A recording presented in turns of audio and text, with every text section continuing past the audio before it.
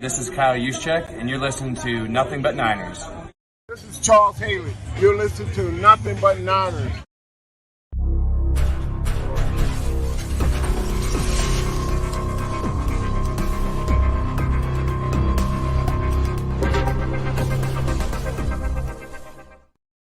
So now they've got to start from deep in their end of the field, and Garrison Hurst takes advantage of it. He takes the handoff, sweeps to his right, gets to the 20. He's in the 30. Needs to cut in. He comes back up the right sideline. Breaks his hard tackle. Comes down to the 30. He's down to the 20. He's down to the 10. He's down to the 5. He's into the end zone. Touchdown! Touchdown! 49ers! 96-yard run from scrimmage. Garrison Hurst breaking tackle after tackle. Swings down the sideline. Throws off bodies like clothes after a marathon. Young, back to throw. In trouble, he's going to be sacked. No, gets away. He runs, gets away again, goes to the 40, gets away again, to the 35, cuts back at the 30, to the 20, the 50, the 10. He died. Touchdown, 49ers. Third down, Alex takes the snap. Alex looking down in post, and it's good. Touchdown! Touchdown, 49ers! It is second down. Ryan takes the snap, throws the slant to the left side. It's Russell intercepted.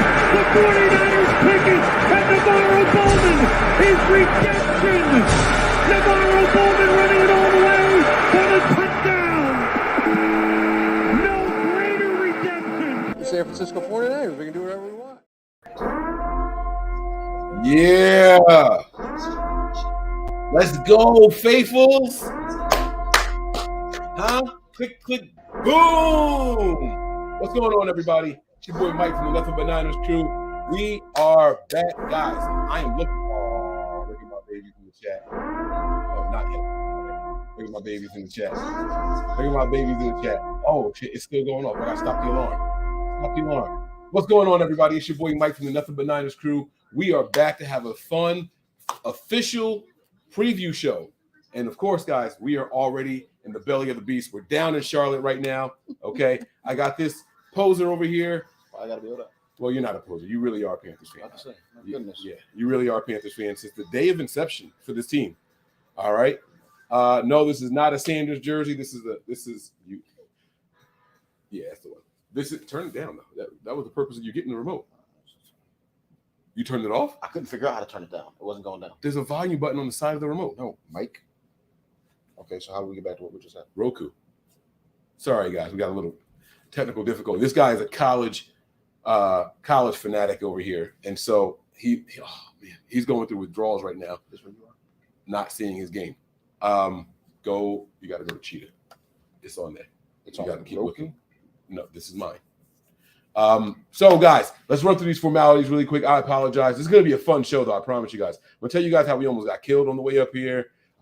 We're going to go through a bunch of stuff that Panthers fans aren't going to want to discuss. And it's going to be a lot of fun having those conversations next to a Panthers fan. I'm expecting him to have some supporting stats as well. But I got visuals. I'm prepared. So we'll see how this goes. First and foremost, I was given no warning. So this is just. That's what I'm sticking with. Can you give me the other remote, please? Oh, that's why it's not working for you. Explains a lot. All right, guys. This is your first time here on the YouTube page. Hit that like button, hit that subscribe button, turn on the notifications so you know exactly when we are going live. All right. Then we have a couple of social media pages we want you guys to follow us on. We have Snapchat, Instagram, as well as Twitter. Those handles are Nothing But 9. That is the number 9. Nothing But 9 ERS. You want that? And then we also have Facebook as well as Twitch. Those handles are Nothing But Niners. Head on over to the Patreon community. I apologize to you guys. It has been a very, very hectic week. I owe you guys like 2 shows for this week, maybe 3. I will make them up to you. And I'll tell you guys right now, I'm doing the giveaway on the next show.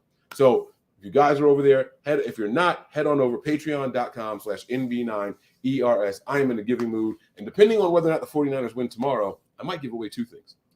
So there's going to be one giveaway for sure, maybe a second one. All right. We'll do a jersey giveaway, and then we'll do an Amazon gift card giveaway as well. All right. So let's make this thing happen, guys. Make sure you guys head on over to patreon.com/NB9ERS. Okay. Again, I am Mike Andrews, 83. Do you want people to have your Twitter information? Inteus 89. INTEUS 89. You think they understood that? Twitter, Instagram. They might not have. It's fine. He's a Panthers fan. Y'all don't want to follow him. That's what I'm saying. But Panthers fans don't want to follow me. He is a real Panthers fan. Now, there's going to be Panthers fans in this chat somewhere. Where are they at? It looks like all Niners fans.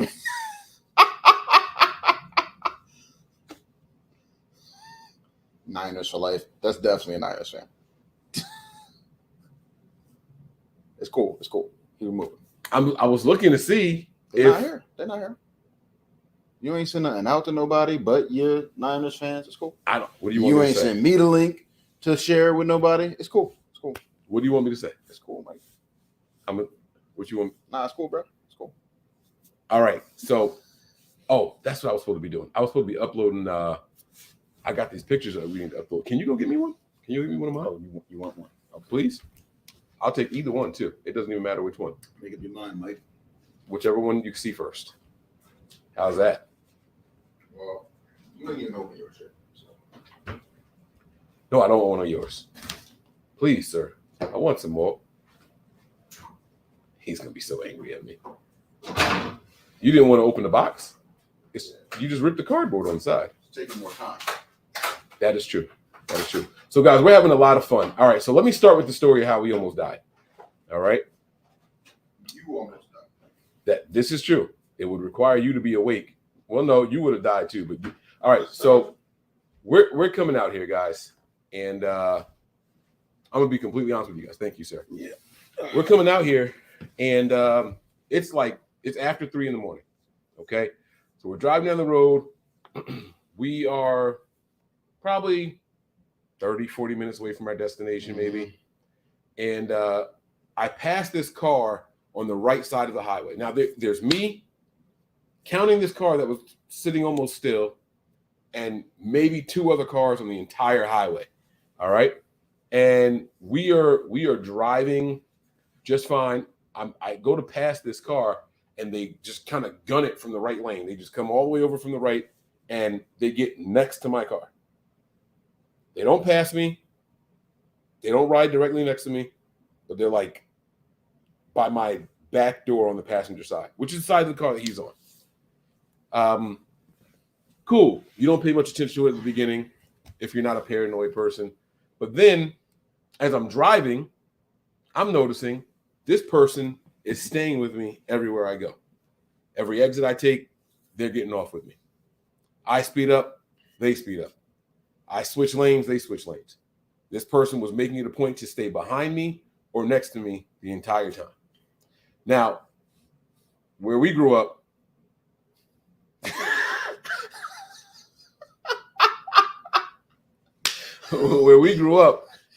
we're taught to watch our mirrors. You got to watch your mirrors. If you're driving and someone's following you, you need to find a way to know that.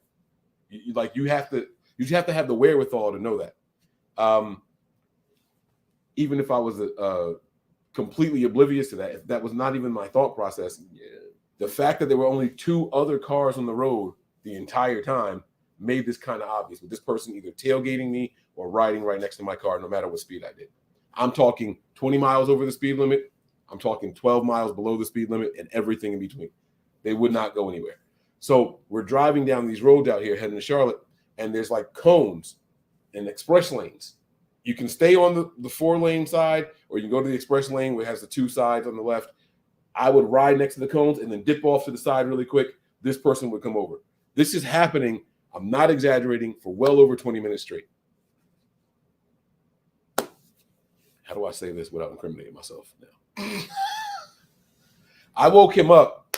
I don't know. Because I woke him up because I needed to know that if something were to happen, we had a little bit of assurance. We had assurance. Lifeline. Yeah, we had a lifeline. I needed to wake him up, so I had a lifeline.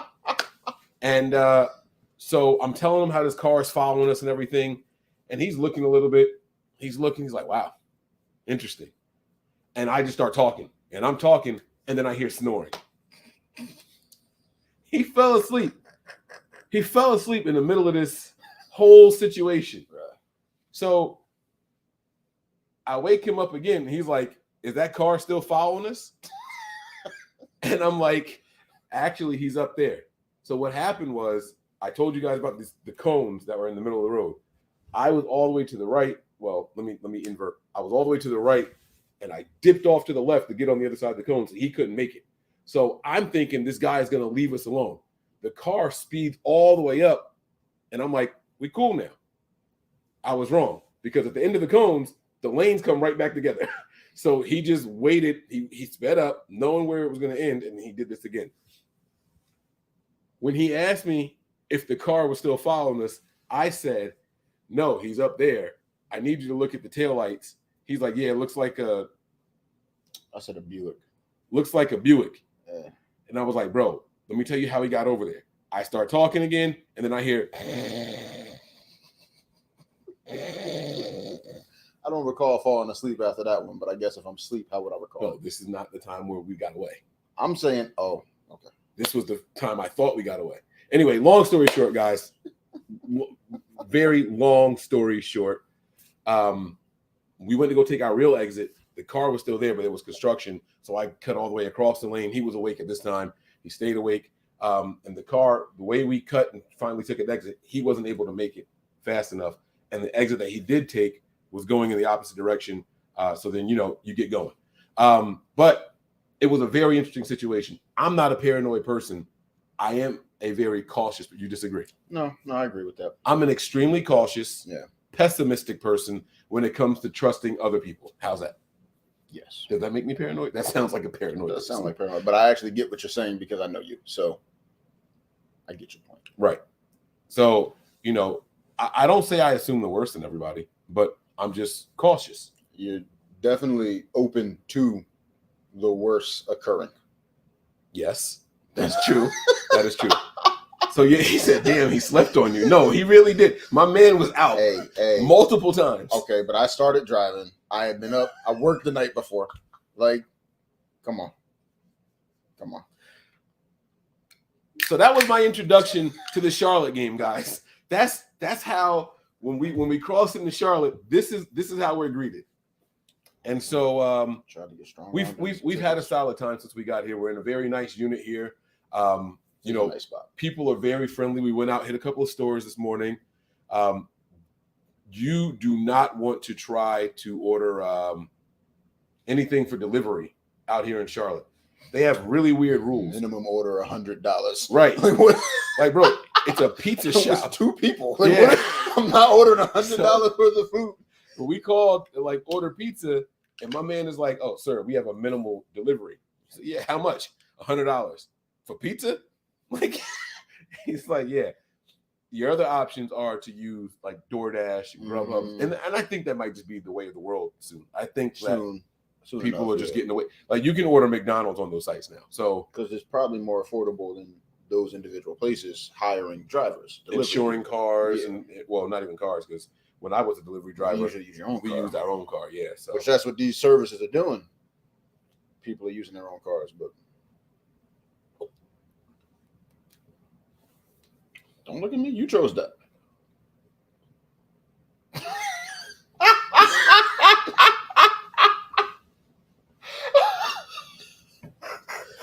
a lot of people drink this stuff. I told you I've never had it. I don't know. This is nasty. Oh, man. All right, guys, keep those super chats coming. I saw a couple of them in there. Shout out to everybody in the chat. Let me give some shout outs. I gave a shout out to my babies. I gave a shout out to my babies in there. I see Melissa in there, Martin, Slick 88, Christy is in here, Chanel's in the building. What's going on? Still praying for you, big dog. Troy is in here, my dog. Troy held me down, man. That's my guy. NorCal Bill is in here. James McClain. Vernon is in the building. Who else is in here? Daniel Garcia, David, Niner Rick. Listen, I'm gonna get to your chat. This is my guy. He's a DJ. Yeah, Niner Rick.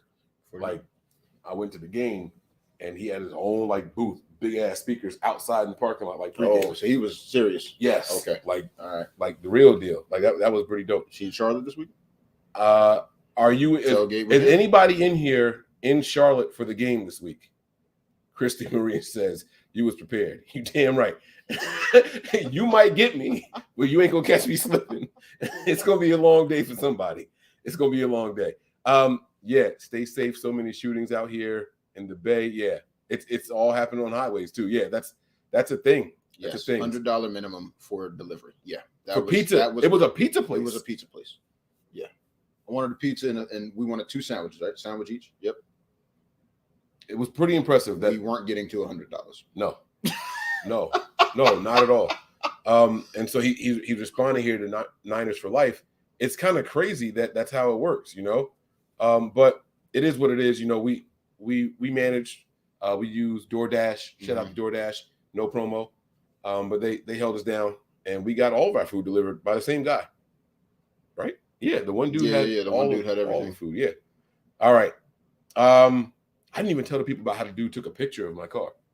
Oh yeah. Well, he tried to. Dumbass left his flash on so I could see the light. I think he was probably just shooting for the license plate. That was where my mind went. But what are you gonna run my? How? No, if he sees the car and if he sees you getting off at the Charlotte exit, let me just search the area. What was to stop him from getting off from the very next exit? Well, he tried that. That's what he tried to do. I'm saying right after us. Oh, after we got off, what was to stop him from getting off on the very next exit? And then whipping around, coming around, searching the area. Yeah. That was my fault. Martin, EMA Beats. Martin says, Mike, are 49er fans deep down there? We've been out. Honest assessment. Because I have a bias. But the people we've interacted with today, we've interacted with more Niners fans because they see you. I think that's an out-of-town thing. They've seen me in my shirt and think that I'm from here. Mm-hmm. We've seen a good amount of both, obviously. But I've been considering where we are. Are you surprised? I've been surprised at how many we've was? Seen for how early it was. Yes, I was thinking that earlier. Yeah, when we were out. Yep. Yeah. So I think so, Martin. It's hard to get a gauge. They're always out here. This is not the first time we've come down here for a game. Like Niners fans show up. I'll give y'all that. And it's been like that for years too, by the way. Like y'all show It's up. been like that for years. I know people like to say it, more recently since the Super Bowl and things like that. But the Niners, we've traveled well. Y'all were when both of our teams were terrible in 2010. Y'all were out here. Yeah, we have constantly traveled well. So if anybody is out in the area tonight and you guys haven't already done so, I got a couple of things I want you guys to know. All right. First and foremost, be safe. Don't let my little horror story derail you from coming out. I would like to see you guys out tonight. And if you want to know where it's all going down, my guy John Chapman is having his meet and greet. If you guys haven't got your tickets already, make sure you guys do so. This is the graphic here. It's in his tweet, October 8th. That's today. That's today. All right, at 6 p.m. You guys can come on. Oh, I gotta get the comment off the screen. I gotta get that off. Where is that? I'm not used to working from this far away from my laptop, but that's the information right there. You guys make sure you get on board. All right, the website is down below. It says get tickets at 49ers Rush roadtrip.com. All right, I will be there. I will be seeing my guy John Chapman and all the other faithful that are out there. He's got this nice gathering put together. All right, it's right next to the stadium on Graham Street, 400 South Graham Street. The name of the place, believe it or not, is Graham Street Pub and Patio. All right, I'm going to be there. We're going to grab some cigars. Well, I don't know if you undecided. Okay. I'm going to grab a couple of cigars. I'm going to have a couple of drinks while we're out at the pub. It's going to be a fun time. Make sure you guys stop by, hit my man John Chapman up, hit the website up, show him some love because you guys aren't going to want to miss it. It's going to be a lot of fun. And then the next morning, all right, there's also going to be the gathering, the tailgate party in the parking lot. All right, I'm going to post that also so you guys have that information. Make sure you guys get there as well. Get some pre-gaming going. You know what I'm saying? Who doesn't like a good pregame? Yo, I think pre-gaming is that as important of a part of the game to you? Yes. Like in your experience, you've been with me a couple of different places. Yep. Very important. Why? More than anything, because I'm gonna drink during the game, and the drinks at the stadium are expensive. The drinks at the stadium, like you don't want to pay that much. You know what I mean?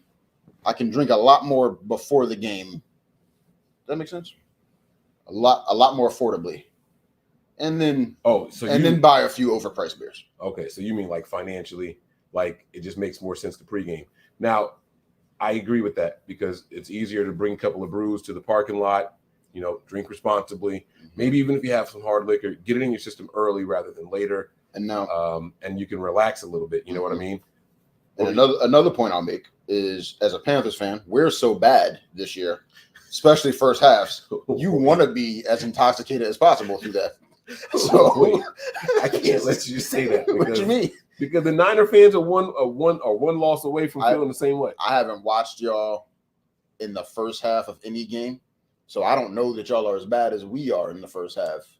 Well, we're gonna discuss that very soon. Very soon. Yo, the game start and freeze immediately. This is the You gotta be kidding me. This is the tailgate information here, guys. Make sure you guys check it out from 12 to 3 p.m. Again, the game starts at 4:05. So they're going to wrap this thing up, give you plenty of time to get in through the gates. $75. Get your tickets at 49ersrushroadtrip.com. They've got the parking lot, tailgating and everything. Unlimited beers and food. If you're a beer person, which I'm clearly not, I'm trying to be a beer person, right? And I went and got like IPA, which is like tried to get fancy. Yeah. Well, I bought based off of the alcohol content. You know that. Yep. This was the one. I was there when you made that decision. I know why it tastes the way it does. Enlighten us. Because of the alcohol content. They were hoping that the drink was strong enough as far as alcohol to kill the taste buds on your tongue. Isn't that the one you bought because you thought you thought the other one would taste good? Okay. The other one is the one that's going to taste better. I'm very confident in that. I mean, it's judging from the look of that first sip, there can clearly be nowhere to go but up. That is, I'm not mad at that assessment at all. That's very true. That is very true. All right, so let's go ahead and dive into this game here. Again, guys, if you guys are going to be out tonight, look for me, man. I can't wait to meet and greet everybody. Shout out to all my faithful out there, man, out here. All right, look at that. Look, see now this person right here, Tacky Wacky. 9% good. There you go. Is that a talented person, or do they have a problem? Why would they have a problem? They just saw the can and knew the exact content. No, they drink that. That's all. Oh, you got to stop being so judgmental, bro. I wasn't. I was asking you. I was judging you based off of your answer. Wow. I didn't. Nice spin. It's not a spin. It's not a spin. I was setting you up. Nice way to spin that. I was setting you up so I could judge you. I was setting you up so I could judge you, and you passed the test. You did good. Is that right? You did good. Very good. I like that. See, we come from good stock, guys. We don't judge people. All right, we don't judge people. So we're gonna do a couple of discussions here. I don't know if you guys saw the breakdown of the details of this episode, but we're gonna discuss a couple of things. All right. First, let's just talk about how you think the Panthers are doing versus how they're doing statistically. All right. When you watch your team's games, let's start with the offense. All right. We're going to start with the offense for both teams. So we're not picking on you. And by the way, I believe we're going to have more similarities than differences as we do this breakdown. Mm-hmm. The severity and the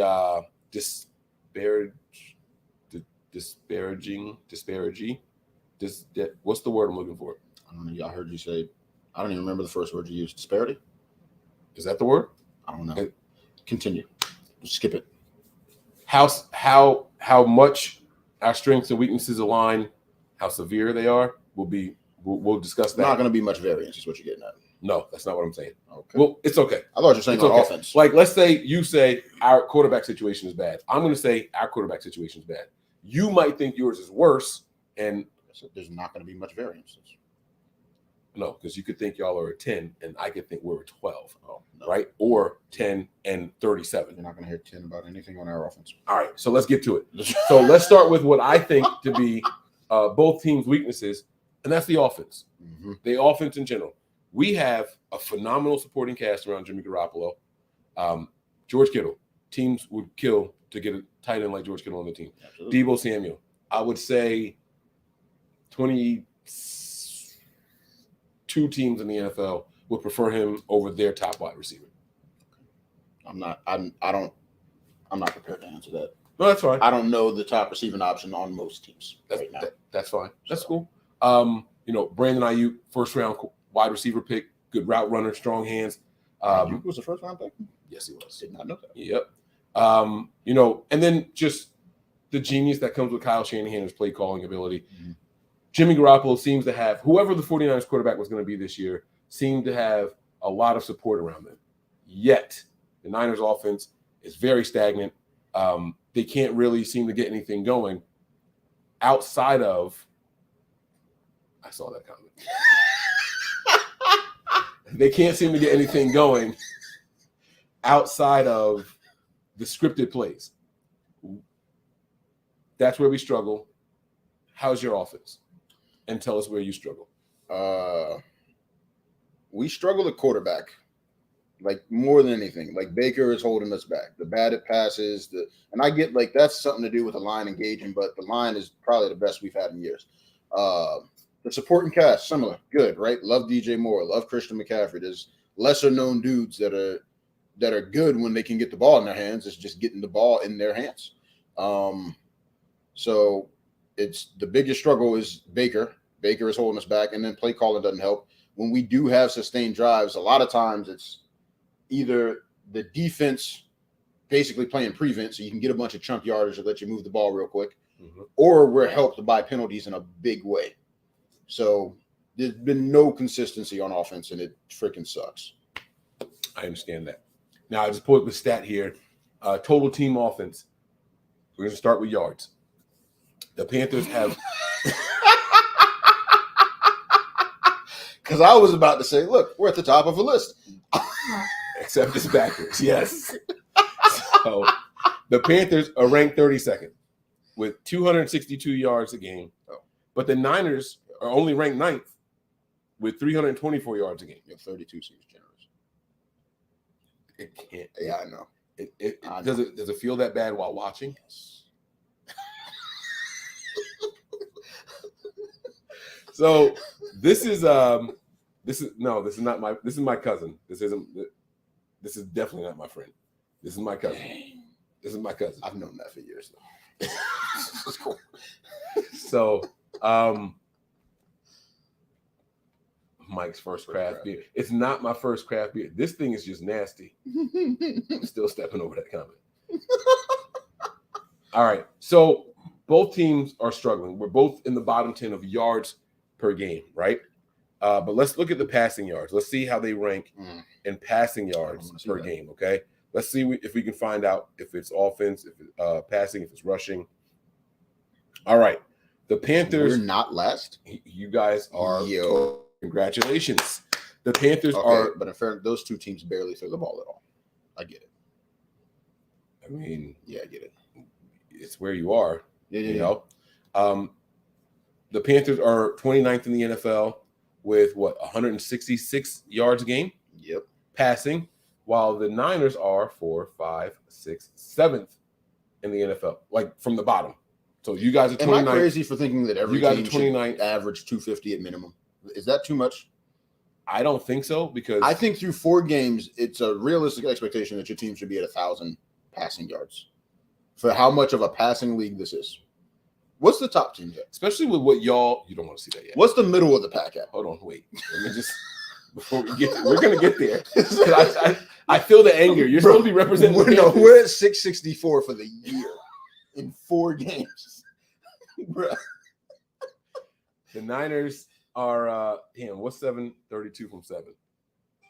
That's something with a 5. The Niners are 25th in the NFL with 189 yards a game. All right. Middle of the pack. Somewhere around here.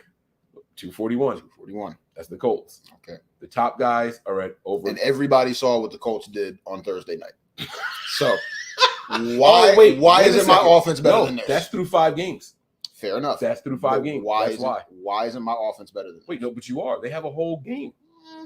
They have if you guys come out and scroll back down. Here's their total. 1208. Subtract the 241. They're still at 9 something. That's on average. No, that's the total yardage. So if you subtract, the average. I get what you're saying, but I'm saying if you subtract the average, I mean, subtract one game. No, I'm with you, man. They're still ahead of us by 300. I'm with you. That's crazy in the middle of the pack with a whole extra game. Who's the other team? Who they play? Seattle. Right there with them. Oh, no. Yeah, it was Broncos. I was thinking the old quarterback. It was the Broncos. Yep. Where are they? Probably. Oh, right there. They're worse. Russ sucks. Russ is bad. What happened? He was bad. I haven't watched too many of his games this year. He was bad Thursday.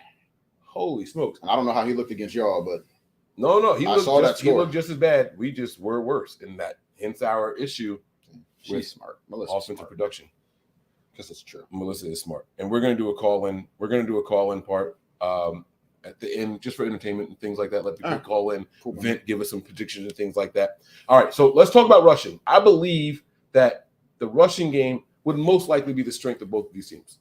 Anything to get the ball out of the hands of the quarterbacks. So it as soon as possible. So do you remember last year? I'm going to switch to another team. The Eagles had the most yards per carry, but the fewest rushing attempts. Yes, through the first 6 weeks of the season or something like that. Mm-hmm. And then you guys have a stat. Sirianni was like, "Let's do that." Right. So McCaffrey is actually back in form. He just don't get enough touches, which is wild because every Panther fan would have told you going in this year we got to reduce his touches. But now you guys aren't winning. There's a happy medium somewhere. I don't even care about winning. Like win, lose, whatever. Like he's not getting enough touches. Well, normally I would say it's all about the team, not about the individual player. But he makes way too much money to not be getting the touch. Like I think there should be something in the contract. Like if you make like per 25 million equals X amount of touches if you're an offensive player, because the Niners go out of their way. They make a concerted effort to get Deebo Samuel the ball roughly 8 times a game. If that means 3 receptions and 5 handoffs, he's going to get 8 touches a game. I feel like that's not enough for him. But George Kittle, y'all got other weapons. Well, that's the problem. They're not necessarily doing it with other players. George Kittle is the second highest paid tight end in the NFL, and he's getting right now about 1.2 carries a game. But that's because he also missed the first 2 games. You know what? But even still, with his return, I think he had just Kittle's been holding my fantasy team back. Yeah. And so that's where it is. Rushing game. In reverse order, the Panthers are in 2, 1, 0, 9, 8, 7, 6, 5, 4. 24th. The Panthers are 24th in the NFL with 96.3 rushing yards a game. That's not terrible. I mean, you look at the Chargers, they're 64 rushing yards a game. Like Tampa Bay is at 65. It's not terrible. I know it's not middle of the pack or anything like that, but it's not terrible. And the Niners are at 1, 2, 3, 4. Oh, y'all actually running the ball. 5, 6, 7, 8, 9. We're 9th. There's 2 teams with 5 games. How are they not in the top? All right. Anyhow, you got to sort it by per game, not totals. If it was the total rushing yards, you're right. You're right. Different. The 49ers are at 135 a game. So that seems to favor the 49ers. But if we were to sort this by yards per carry, I don't see that option. Yeah, that's not on here. Damn. Wait. Oh, I might have a graphic for that. Hold on. While I'm looking to see if I have that graphic, how do you feel about your quarterback situation? I'm looking forward to the draft next year. I hate the way you talk. Looking forward to the draft next year. Woo! That top 5 pick is imminent. Might be top 3. I don't have a graphic for it. But again, there's a lot of guys. It's a lot of nice guys. You guys are averaging what, 5-6 yards a carry, something like that. I don't know exactly what it is. I just know it's more than what it for the amount it is. I believe you guys are top 10 for the amount it is. Carry. McCaffrey should be carrying more. Yeah, the Niners are somewhere around like 4.3 or something like that a carry, around there. I don't have the stats right in front of me, but we're not far from that. But I also feel like the Niners should be running the ball more at times, and we're not doing it. Let's talk about some of these graphics that we have here. Let's just get this thing rolling here. Points per game this season. All right. You see the teams at the top, they have the most. All right. You see the teams at the bottom. The Niners are tied for the 5 number. 3, 5, 27th. The Niners are tied for 27th with the Cowboys here at 17.8. The Panthers did not make this list, but I can tell you that their points per game is, drum roll please, 19.5. Is that what it was? Oh, is that where y'all were? You just missed it. 19.5. There you go. No, y'all were 20.5. No. Oh, there's a team under there. My bad. You're right. 19.5. I wish we were 20.5. You guys are scoring more points a game than the 49ers. Which is wild. That's a pleasant surprise. First time I smiled since we did this. Since we started looking at the stats. I mean, you were okay. I was saying you were smiling. I was laughing, like you falling asleep. Yeah. All right, that's cool. That's cool. How does that make? Well, obviously, how it makes you feel, but like a pleasant surprise. I don't understand it, but I guess. Oh shit! It worked for the points you scored. Hey, I didn't mean to click that one, but it's working. Okay, you got your own box. That's it. Is this? Can I? Did you think it made a wall in real life? I just wanted to reach into your box. Did you think it made a wall? Just wanted to reach into your box. That's all. He's thinking, All right. Remember when you kicked your dog? I never kicked my dog. Okay. When did you kick your dog, Mike? I don't know what Rodney's talking about. I don't even know why I read that out loud. You ever do something and just be like, damn, I shouldn't have did that? I responded to that, and I shouldn't have. I don't know what he's talking about. Mike, ask your cousin what's up with Terrace Marshall. Hey, cousin. No, I didn't ask you yet. What's up with Terrace Marshall? Terrace, first of all. Yep. There's no N in his name. It's amazing. Hey, cousin. What's up with Terrace Marshall? He was. You know what a terrace is? Never mind. The little balcony. I'm getting distracted. Terrace was having a great OTAs leading into training camp. Got injured. Never been the same. Like they were talking about him like being solidified as the number 3 receiving option, and then Shi Smith just overtook him. We want to see him. He's just not healthy enough to get out on the field, apparently. Too much talent not to be out there, though. Too big to be hurt as much as he is. Who is he? LSU wide receiver we drafted in the 2nd round. He would have been a first-round pick if not for the injuries. 6'3" dude? I think so, yeah. Your boy Tony was big on him, actually. I believe that. Mm-hmm. I think that's why I knew he was 6'3". Mm-hmm. I think that's he's like high 6'2", 6'3", probably depending on the chart. You're looking at some shit like that, right? I feel like I remember Tony talking about it. I love his potential. I love Marshall's potential. So let's get off of the offense here while we're here, though. Overall, your thoughts on your offense production. Is it play calling? Is it execution? Is it a combination of the two? What exactly do you think the main problem is? Give me what you think is correctable and something like, you know what, we're just going to have to deal with this for the rest of the year. I was going to say all of the above, honestly, but it's more execution than anything, because I do believe that for the most part, like NFL play callers, like McAdoo, he is old school, but he's been in the NFL, he's been a head coach. Like, you should be at least making play calls that make sense, even though I watch him sometime and I think, hey, this is a retarded play call. This is a stupid or a bad play call. He didn't mean retarded. Okay, stupid, bad play call. Shouldn't be made. But it's more execution than anything else. Just if something does go right, then there's a penalty. And if there's not a penalty, it's because a lot went wrong. So, and overall, just ridiculously inconsistent. Well, I think more than anything, I would like to see some level of consistency. Consistency is an issue for, I think consistency is what defines hope. Hear me out. Mm-hmm. If your team can consistently march up and down the field and score, you hope, you believe, you feel you have a good team. If your team consistently fails at doing those things, you know we have a terrible offense. Right. I would like to see if we could put together one drive a quarter. That would go a long way in keeping us in these games. And we're in the games till the 4th quarter. That's the amazing part, right? We're going to get to defense later, but the defense has been keeping us in it. We've been in the game at the start of every 4th quarter. And it's just, if the offense can do something to help out defense and special teams, we'd be good. Nah. Why you gotta say it like that? What? No. Next. Is that how you turn down wedding invitations? When have I ever turned down a wedding invitation? I don't know. If you were to turn down the wedding invitation, would you just be like, nah, and flare your nostrils at it? I think I wouldn't respond. You could have just said, Mike, take that down then. Mike, take that down. See? You ain't had to say nah like that. Like, he invited you to the herp or something. Like, it's not. All right. Give me what you guys do well on offense consistently. Offensive line play. That worst part is a rookie left tackle, but he's a rookie left tackle. So the growing pains are expected. The offensive line play is the best it's been for the Panthers in years. Is this all around, or is this specific to run blocking or pass blocking?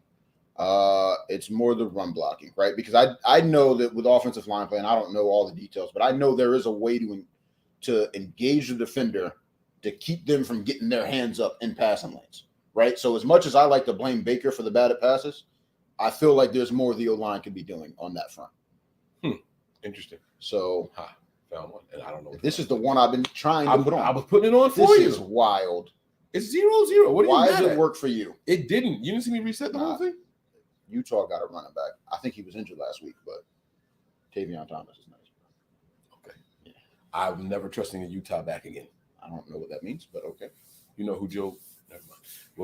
We'll do that later. All right. You have no idea what I'm talking about. Nope. And you said what else? Order consistently. Christian McCaffrey running the ball whenever he touches it, and then there are certain DJ Moore with the ball in his hands is always going to be something you want to. You brought it there. I'm glad you mentioned it. I have heard multiple times this week, listening to Panthers podcast, listening to 49ers crossover podcast. So I feel like I'd be remiss if I didn't ask you about this. You know enough about Deebo Samuel, even if you don't watch the Niners consistently. Mm-hmm. What I have heard consistently all season long, and all week long, and it's kind of been bothering me, is that your wide receiver is a poor man's version of our wide receiver. I would agree with that. That's not where I thought you were going, but I would 100% agree with that.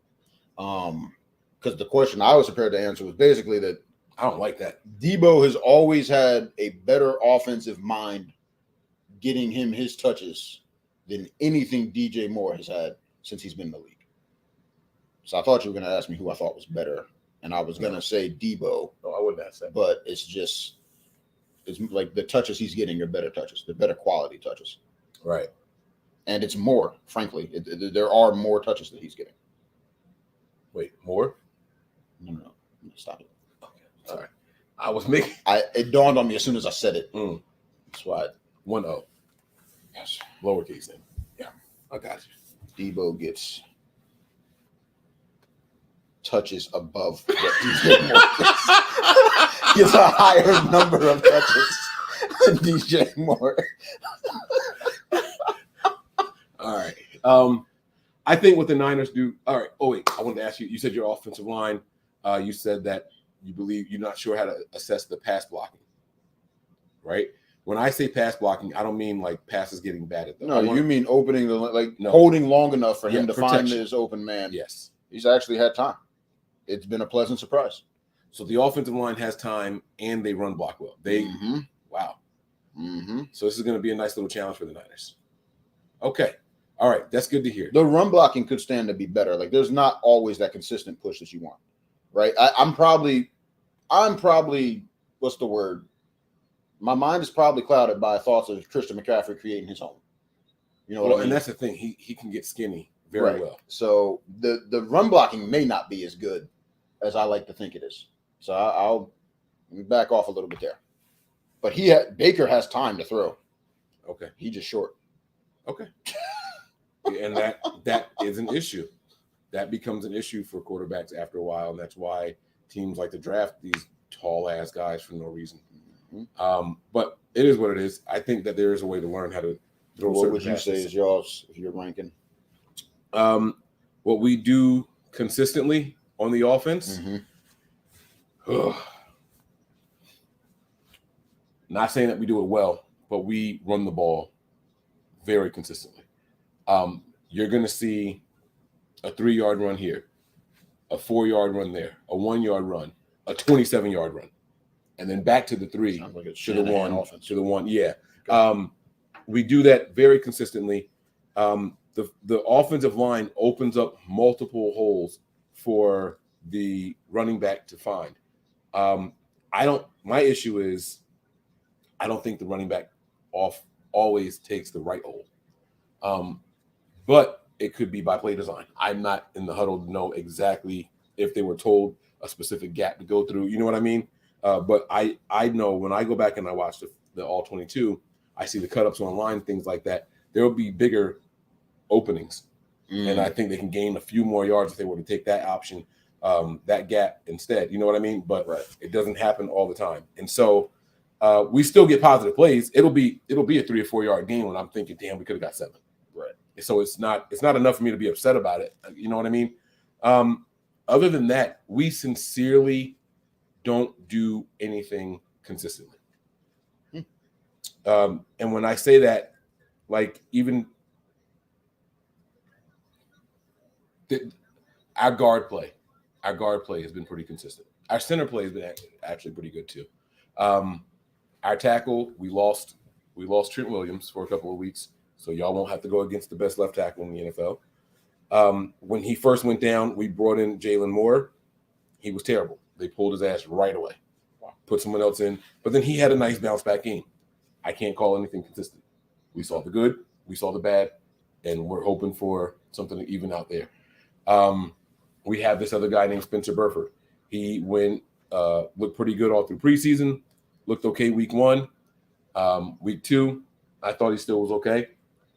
He goes up against Aaron Donald, one of the first plays of the game, doesn't even try to block him. Free, like completely whiffed. And the team had like wrote, okay, come sit down. We're gonna let the other guy go in. And they went back and forth with the 2 guards. I can't say that position is consistent.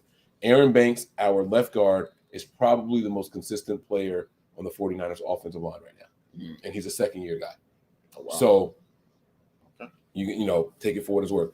Now, I think that our offensive line has been doing a pretty good job at pass protecting, believe it or not. When you get outside the Monsoon Bowl that we played week 1, and when you get away from the game in the rain against the Broncos. Was it the Broncos that it was raining? I don't remember. I worked that night. But yeah, it was the Broncos. Pass protection was good, but not good enough, right? I like the way we're pass protecting. That's about it as far as consistency. My biggest concerns are what we don't do consistent enough. It's going to be the timing of the pass plays. Sometimes I feel like Jimmy's holding on to the ball too long, or players don't disengage. Kyle Shanahan likes to do a lot of like, fake the block and then break off and run your route, right? These guys don't do it quick enough, or they get tripped up or something. You know what I mean? Right. And Jimmy holds the ball knowing this guy is supposed to be getting here any second now, and that timing gets thrown all the way off. Jimmy knowing the play and wanting that play to be, wanting that play to work, I think that kind of holds him back a little bit. And then there's just Jimmy Garoppolo. There's certain things that he does very well. Quick passes. If he knows a 3 or 5 step drop and he knows exactly where he's going with the ball, that ball is going to that spot. If there's a linebacker there, if there's a wide receiver there, somebody's going to be right here where that ball's going. Okay, he does that very well. Good at putting the ball where it's supposed to be, regardless of who's supposed to be there. Yes, got it. Yes, but that's really it. I think Jimmy Garoppolo is very consistently inconsistent, and that sucks. It's hard to find any hope for any game. You go out there and you beat the defending champs, right? And people say, "Oh, you did your thing." The offense really didn't do much. We had a pick 6 that game. Like it was 24-9. They were driving down. It was 17-9. They were driving to tie it up, and then that was when we got the pick 6. Right. We never put that game out. They only had field goals. They couldn't do anything. Like we were beating them up, but the offense wasn't strong enough to put them away. Right. And that is something else we do consistently. We let teams hang around too long. We let teams So hang you around said too that y'all long. are playing to the level of your competition? Yes. Yeah. Yes. All right. And that is a serious problem. The better the team, it does seem like the better the Niners come out and play, and the worse the team, the games that you say should be gimmies. We had no business losing to the Bears. Right. At At all. We had no business losing to the Broncos. At all. Like that Broncos game really, really hurt. Yeah. They put up 11 points in that game and won. 2 of those points came from a safety. Hey, wouldn't have been enough to beat the Panthers. Got to get more than 17 to beat us. Well, and that's going to be the challenge, and that's going to take it to the defensive side of the ball. Let's talk about a couple of things there, and then we'll open up these phone lines real quick. I'm looking forward to going out, man. I'm watching the clock over here. This is going to be some fun. All right. Ooh, went too far. Yeah, righty.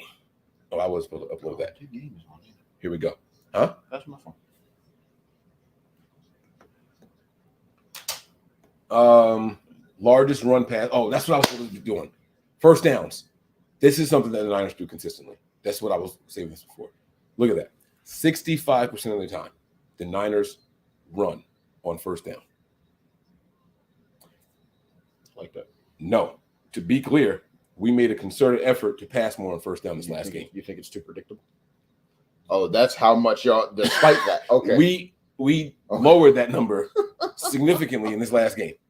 And I think that's a problem. I think Kyle needs to be whatever. He needs to change. We need to be a little bit more unpredictable on first downs. And we are largely successful when we aren't doing what everyone knows we're about to do. Right.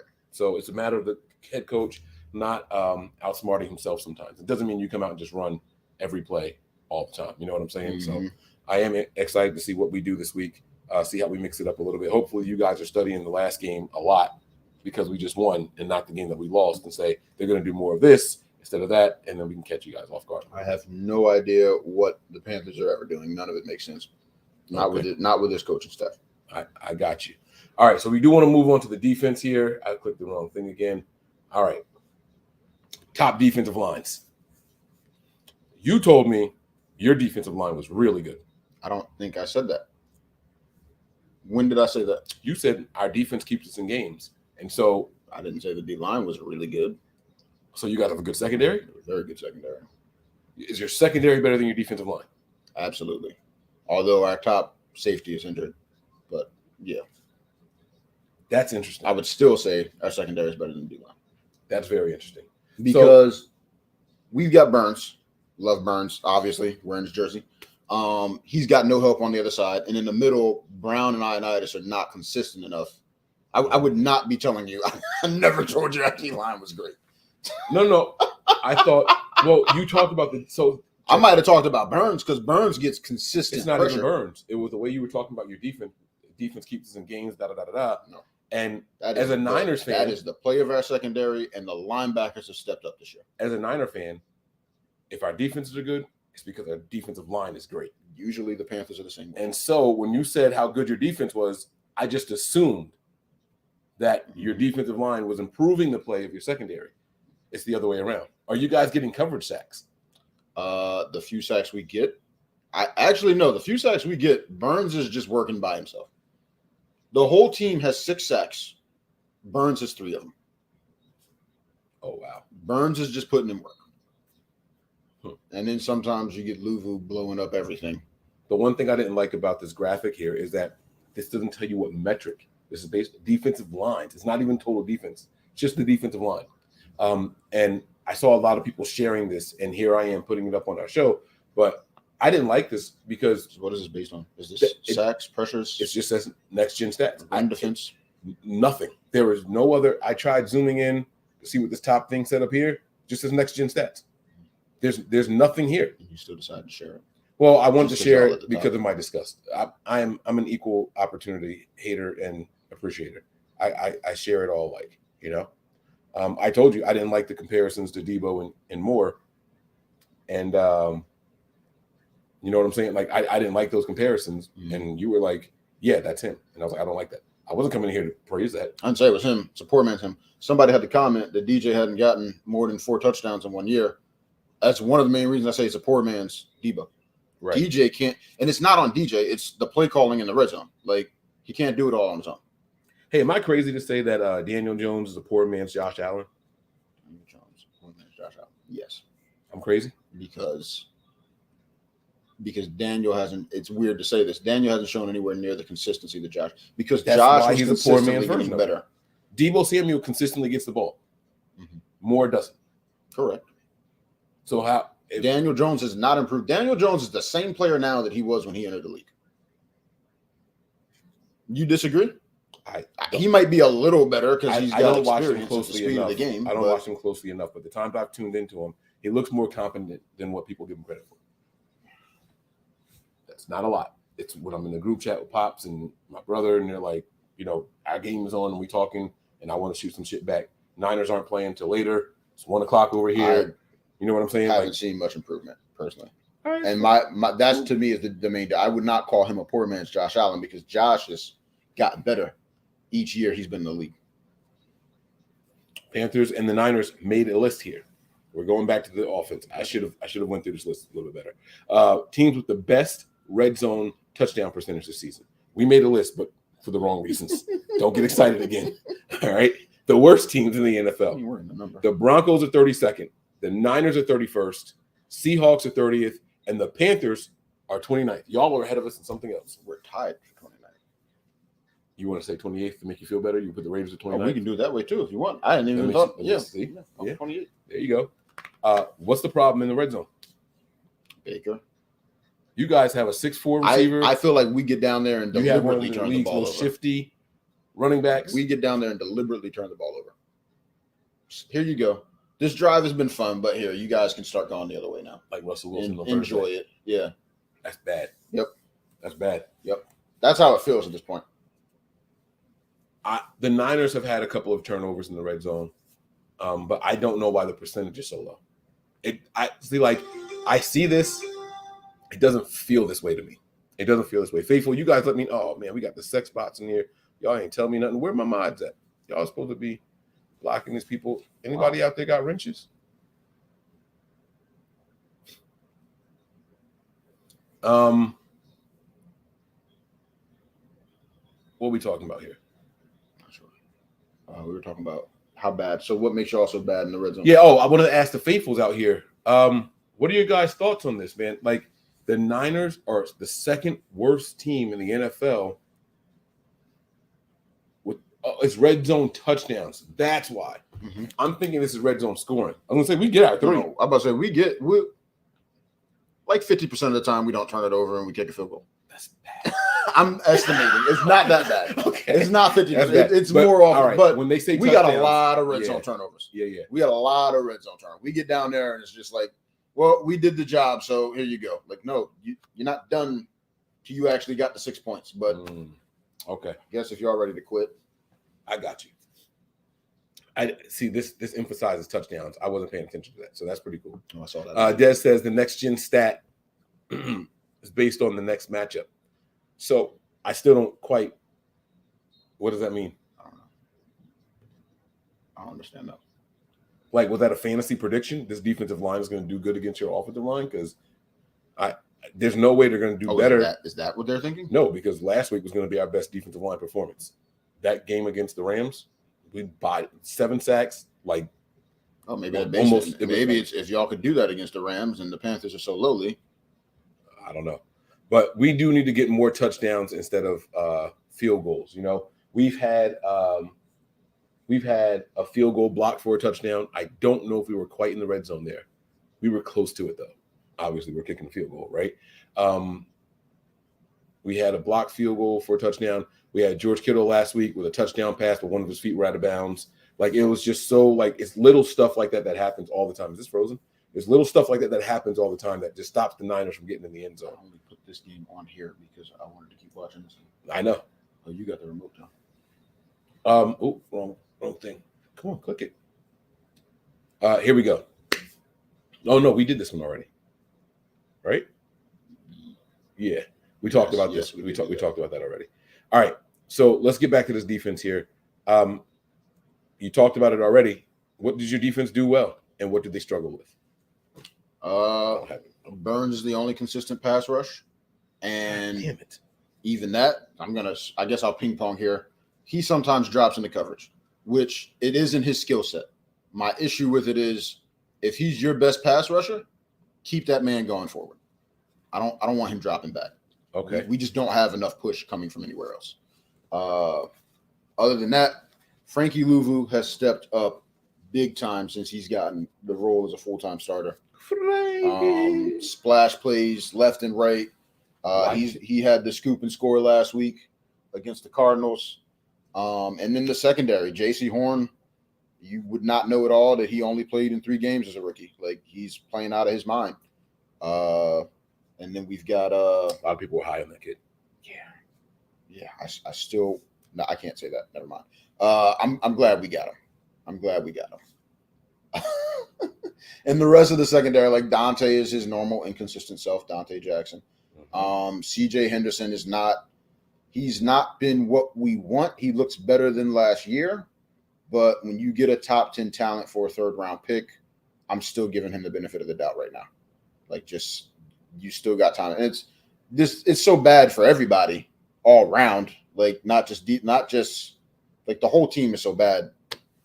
Who cares if he has a year in the system to grow until we get somebody established for real next year, coach wise? You think he's going? Rule? Yeah, he better be. It would take a miracle for him to save his job at this point. He's got to make the playoffs at this point. Still a little rock on. And possibly win a game. Is that how it's really But spelled? yeah, Jeremy Chin was doing his thing at safety, but he got hurt last week, didn't return to the game, and I think he's on IR for 4 weeks. I think he might not be on IR, but he's out for a while. But yeah, the secondary play. Derek Brown has stepped up on the D-line. I don't want to make it sound all bad. Like, he's doing what he needs to do to earn his 5th-year option getting picked up. I'll say that. Really? Yeah. So far, he's having a much better year than his first 2 years. So, How do you think your defense performs against the run? the first week was bad. Why are you giggling? But it was also the Browns, right? Who, if I'm not mistaken, they had the top rushing offense in the league. Week 2 was Saquon. It was a so-so performance, but the last 2 weeks we've been on point. Like, I think Alvin Kamara had one long run against us, but other than that, we pretty much kept him in check.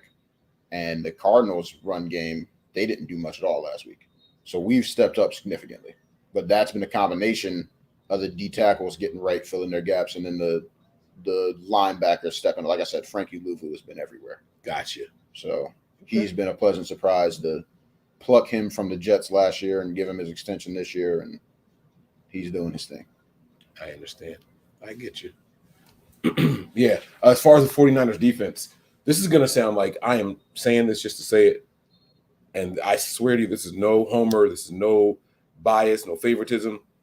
They do everything well. Yeah, They do everything well. I feel like there could be opportunities to take advantage of our secondary downfield. The problem is quarterbacks don't have the time. Okay. Even in the first 2 games of the season, there were some deep passes that were attempted. One of them was completed, but there was a penalty, so it came back like a penalty on the offense. You know what I'm saying? Mm-hmm. There was one completed, but the guy had a foot out of bounds. You know, there's opportunity to take advantage of the Niners downfield, but if you're not taking a deep shot, that short intermediate stuff, underneath screen passes and all that stuff, the Rams may have tried to show the league something about the Niners and their screen passes. They were very successful. I'm doing quotes here, like air quotes. Successful until that pick 6. They were well, and I'm saying very successful. Like Cooper Kupp had damn near 20 catches, 200 yards. I'm exaggerating, right? But he had a lot of catches for a lot of yards, but finished the game averaging like 8 yards a catch. That's terrible. Yeah, that's awful. That's terrible, Especially for him. right?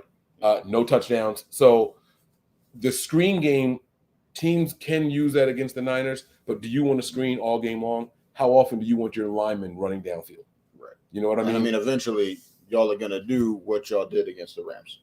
Right. Like, just expect that to happen if you're going to keep going back to that. Right. So, right. Exactly. which, not for nothing, the Panthers' offensive coaching staff is ridiculous enough that they would. That's predictable. If they think it works, yeah, they'll just stick with it. Huh? Yeah. So it'll be interesting to see what they do. But the 49ers defense, all jokes aside, I will say this. I'm expecting to see you guys try to run up the middle. I don't know how they are about running Christian in the A gap and B gap. They like to get him out to the edges. Oh, so he's okay. So he's a I mean, they try him. B and C guy. They try him, and he does have success, but I don't think they should do it as often as they do. Well, with the 49ers not having Javon Kinlaw, a first-round defensive tackle, and Eric Armstead, another first-round defensive tackle, in this week, I would think that the Panthers would have tried to work on something with the guards in the center to create some lanes there in the middle and test those backups. But the backups are playing really well also. Mm-hmm. And when the backups are lacking, maybe they can't disengage from the block, those linebackers are right there. This one? Oh, I was just reading it. I wasn't telling you. Oh, yeah, no, he's not lying. He's not lying at all. He's not lying. Started off so positive for y'all, and then far few between. Yeah. That's all. And I agree with this take. I think this is why I'm liking what I'm seeing from Daniel Jones this year. Oh, it's easy with one of the best in the league. It's not about the best in the league. It takes so much pressure off of him. It's that easy he with can one play of the better. best running backs in the league. Yeah. And Barkley in the contract season, finally healthy, that man's going to be a stud. Mm-hmm. He is going to go crazy this year. And it sucks because he's going to realize at the end of the season, he's just a running back. He's not getting that contract. Those big contracts for running backs are over. Yeah. Nobody's getting y'all. I think McCaffrey. Your guy fucked it up for everybody. He fucked it up for Yep. everybody. Mm-hmm. It's never happening again. Yep. Sorry. Not sorry. And it sucks because Saquon probably deserves it. He not saying Christian didn't deserve it. Not saying Christian didn't deserve it. If you flip it, right, Saquon decided to have his injuries on his rookie deal. I'm not that he decided. He didn't decide that. When you want to get these injuries, now or later. Right. You know what? Let me go ahead and get them out the way. He got them out the way, thinking there's going to be big money later. It's more important I'll be healthy then. Right. So yeah. So we're going to see how everything plays out. Now, Brian Kenner, oh, that's my dude. What's up, B? He says the Niners haven't seen a great offensive line yet. I would not say we're great. So that I thought about that after we talked, because I did say that's what we do consistently best. And it is. That doesn't mean that y'all are great, though. Right. That just means that's your best suit. But it's also, I'm comparing to what we've had the last few years. Right. Where for years, Tuller Moton has been the only good thing about our offensive line. Where now we got 5 legit Elfline, he's better this year, and I think that's the O-line coach more than anything. But we did sign Bradley Bozeman for a reason, right? Elfline was not getting the job done last year. So okay. But our O-line is better, and it is definitely the most consistent part of our offensive right now. But part of that is the ball's not getting anywhere. Like Baker's been so bad, I really don't know what else the rest of the offense is. Right. So do you guys run a lot of 3 wide receiver sets? Mm-hmm. You do? No. I'm sorry, because we've been doing a lot of 2 tight end sets. Really? Yeah. And for all that, you would think that the tight ends would get the ball more. They don't. That's interesting. That is very interesting. All right. We used to do a lot of 3 wide receiver sets, but not anymore. But yeah, so back to what I was saying. I think if the Niners, if a team is going to try to take advantage of the Niners, try running up the middle, just to test out those guys. Mm-hmm. I'm not saying you're going to be successful because this is a very stout defensive line, and Chris Kocurek is one of the best defensive line coaches in the entire NFL. Again, not saying that because he's on my team. It's just he's a highly touted guy. When Ndamukong Suh was going crazy in Detroit, that was the guy that he was the coach. Yeah, he was the man behind the talent back there. So it's interesting to see how this all plays out. I've always liked the Niners D-line. Just go ahead and get that out while you're on it. I like the way y'all built it. Let's just throw first-round picks and like top 5 and top 10 first-round picks. Well, at the O-line, Kinlaw was he 9 or 11? No, we traded down.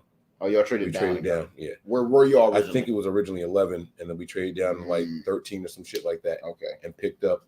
But it's still been a lot of like top picks. Yeah. No. On that D-line. Forrest Buckner was the first round that pick. have panned out, right? Y'all not drafting busts. Well, and that's what happens. So look, and I say this on the show all the time, right? A first round pick is someone with an extremely high level of talent, but can we bring it out of them and make them be consistent? The flashes are so good that if we can make the flashes consistent, this person will be an all-pro. So you take that gamble on first-round picks when you have a Chris Kocurek to teach them. If you really believe that you have the best or one of the best defensive line coaches in the NFL, you invest in a defensive lineman with those top picks. Yeah. You know? So, and if those two things come together, if your strength in-house can get the talent from outside, you have a good marriage. Yeah. And so I think that's where we are. The secondary is playing really well, though. The safeties, we have one of the best safety tandems statistically in the NFL right now. Those two guys have allowed a passer rating of 0.0. The safeties. Yeah. They're getting busy out there. Okay. So this is going to be a big defensive game. We talked about offense. How do they keep coming back? We talked about the offense. We talked about the defense. I got to ask you, what is going on with your special teams unit? And that's not a knock. I'm asking sincerely. Good, bad, just not sure. I'm going to say it's been a mixed bag. They haven't been hurt. You think there's a first aid kit here? I don't know. I'm losing a lot. They haven't been hurt. Yeah, I noticed that. I don't even know where that's coming from. They haven't been hurting us per se. Is this mine? Well, no, that's both of them. Except for that the kickoff that was fumbled, literally the opening kickoff in week 2, I think it was, by Chuba Hubbard. Is it Chuba or Chuba? Yes. Oh, okay. I don't know. I had so much fun saying Chuba Hubbard. I think it's Chuba, right? Because that's what I kept saying. I kept saying Chuba, but I think it's Chuba. Special teams, Pinheiro, because our kicker got injured before the season started, so he got hurt, and we picked up Eddie Pinheiro. Been a pleasant surprise. I remember him being inconsistent early on, but I don't think he's missed a kick yet. So okay. I've been happy with that. We picked up Johnny Hecker from the Rams. I'm sure y'all are familiar with him. Yeah. And he's been doing what Johnny Hecker has always done his entire career. So we're happy with that too. So overall, it's a good unit. But I think just the lack of, I won't say returnability, just the lack of consistent returns. So and the occasional muff punt or a kick. That's why I said it was a mixed bag. That's exactly how I feel about the 49ers return unit. So this year we got a new special teams coordinator in Schneider. He comes in, is it Schneider? I believe his last name is Schneider. Anyway, he comes in and he right away says, "Hey, Mitch Wisnowski, we drafted you in the 4th round. You are no longer going to be worrying about kickoffs. We drafted you to be a punter. You are only a punter. Robbie Gould, you're the veteran. You have the 3rd highest, most guaranteed of any field goal kicker. Mm-hmm. You're doing kickoffs and you're doing field goals. You can handle it. You've been in the league long enough. You know what you're doing." Mm-hmm. Mitch Wisnowski, all of a sudden, pinning teams inside the 10. Definitely inside the 20. A couple of them inside the 5. A couple of them down inside the 3 and 2. Yep. Right. He's not out kicking the coverage anymore. You know what I mean? The directional kicking is phenomenal. He's really, really doing well. The coverage units. We went out and picked up a bunch of good gunners, coverage guys in the special teams, punt and kickoff team. Mm-hmm. Phenomenal. Getting down there, not just getting down there to make a difference, making a hit when the ball is there, knowing when to pull up when the ball's not there. If you muff that punt, we're on you. Like it's there. That's probably going to be our ball. That's one thing I didn't talk about the gunners and all that, but Rule is so big on speed that we've been good at that. And I know that there's more to it, but we've been good at that because they also went out and got Chris Tabor, who always has top 10 special teams units. Right. So that's the special teams coordinator we brought in. So, but my one apprehension with this return game is Ray McLeod. This guy we picked up from Cleveland, from Pittsburgh. He comes in here, and this guy, I will say this. He gives us some of the both ways. Both ways. All right. It could be like looking like a good return, and someone reaches up and gets the arm, balls out. There's something to enjoy either way. Mm-hmm. Not necessarily for y'all. Oh, okay. Yes. Yeah. Someone's going to be happy. Somebody's going to be happy. Someone's going to be happy when he's back there returning. So it's funny you say that. The Panthers brought in a return specialist, Andre Roberts, from, I want to say he was with the Bills most recently. He got injured right before the season started. Well, what I was going to say was,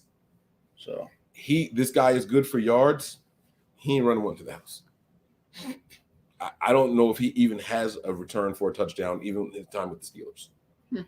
So that's not now. Watch that shit happen in this game because I said he's not going to do it. But that's not something that I ever worry about him doing.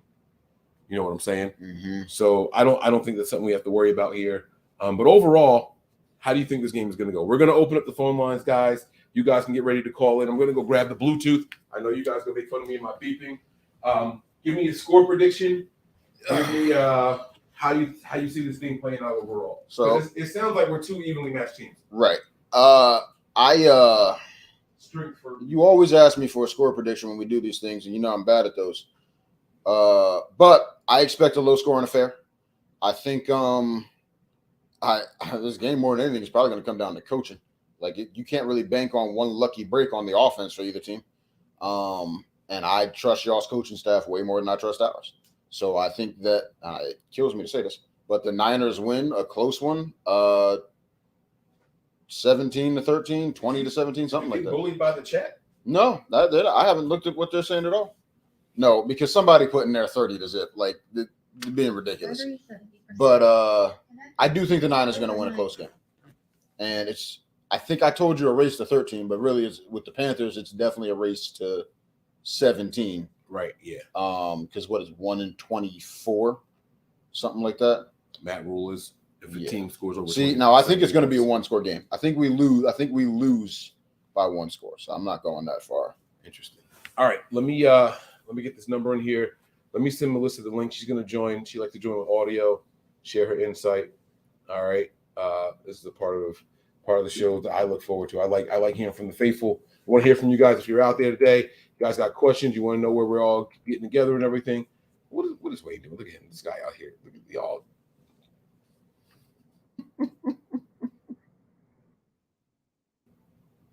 What? See, I need my forehead to be the same color everywhere.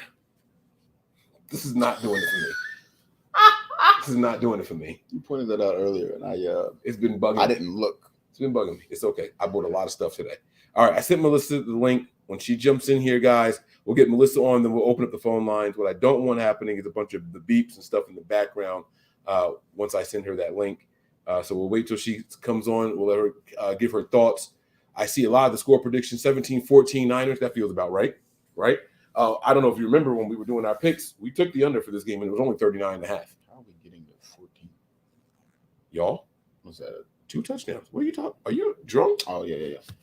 I know we're kicking field goals at some point in this game. So that's why I was trying to. But the fact that you were so baffled by 14. Because I was trying to incorporate field goals without a 2-point conversion. I get how you get there, but the Panthers offense is going to kick field goals at some point in this game. Y'all got to get in the field goal range. We're going to kick field goals at some point in this game. The offense doesn't need to do that, right? Offense needs to have the ball in field goal range. You think y'all getting turnovers this game off of us? Like yes. The Panthers intercept or recover fumbles this game? Thank you, Jimmy. Yep. Give me pick 6? I didn't say pick 6, but a pick. Yes. Gimme Jimmy. Yes.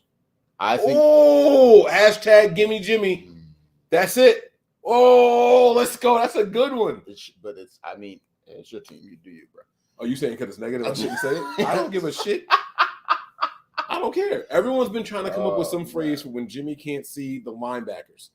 He throws the ball to him all the time. They've been trying to say, like, Trey Lance threw an interception to a linebacker. They were like, that was a Jimmy Garoppolo throw. Like he coined that shit. Go Garoppolo. I don't No.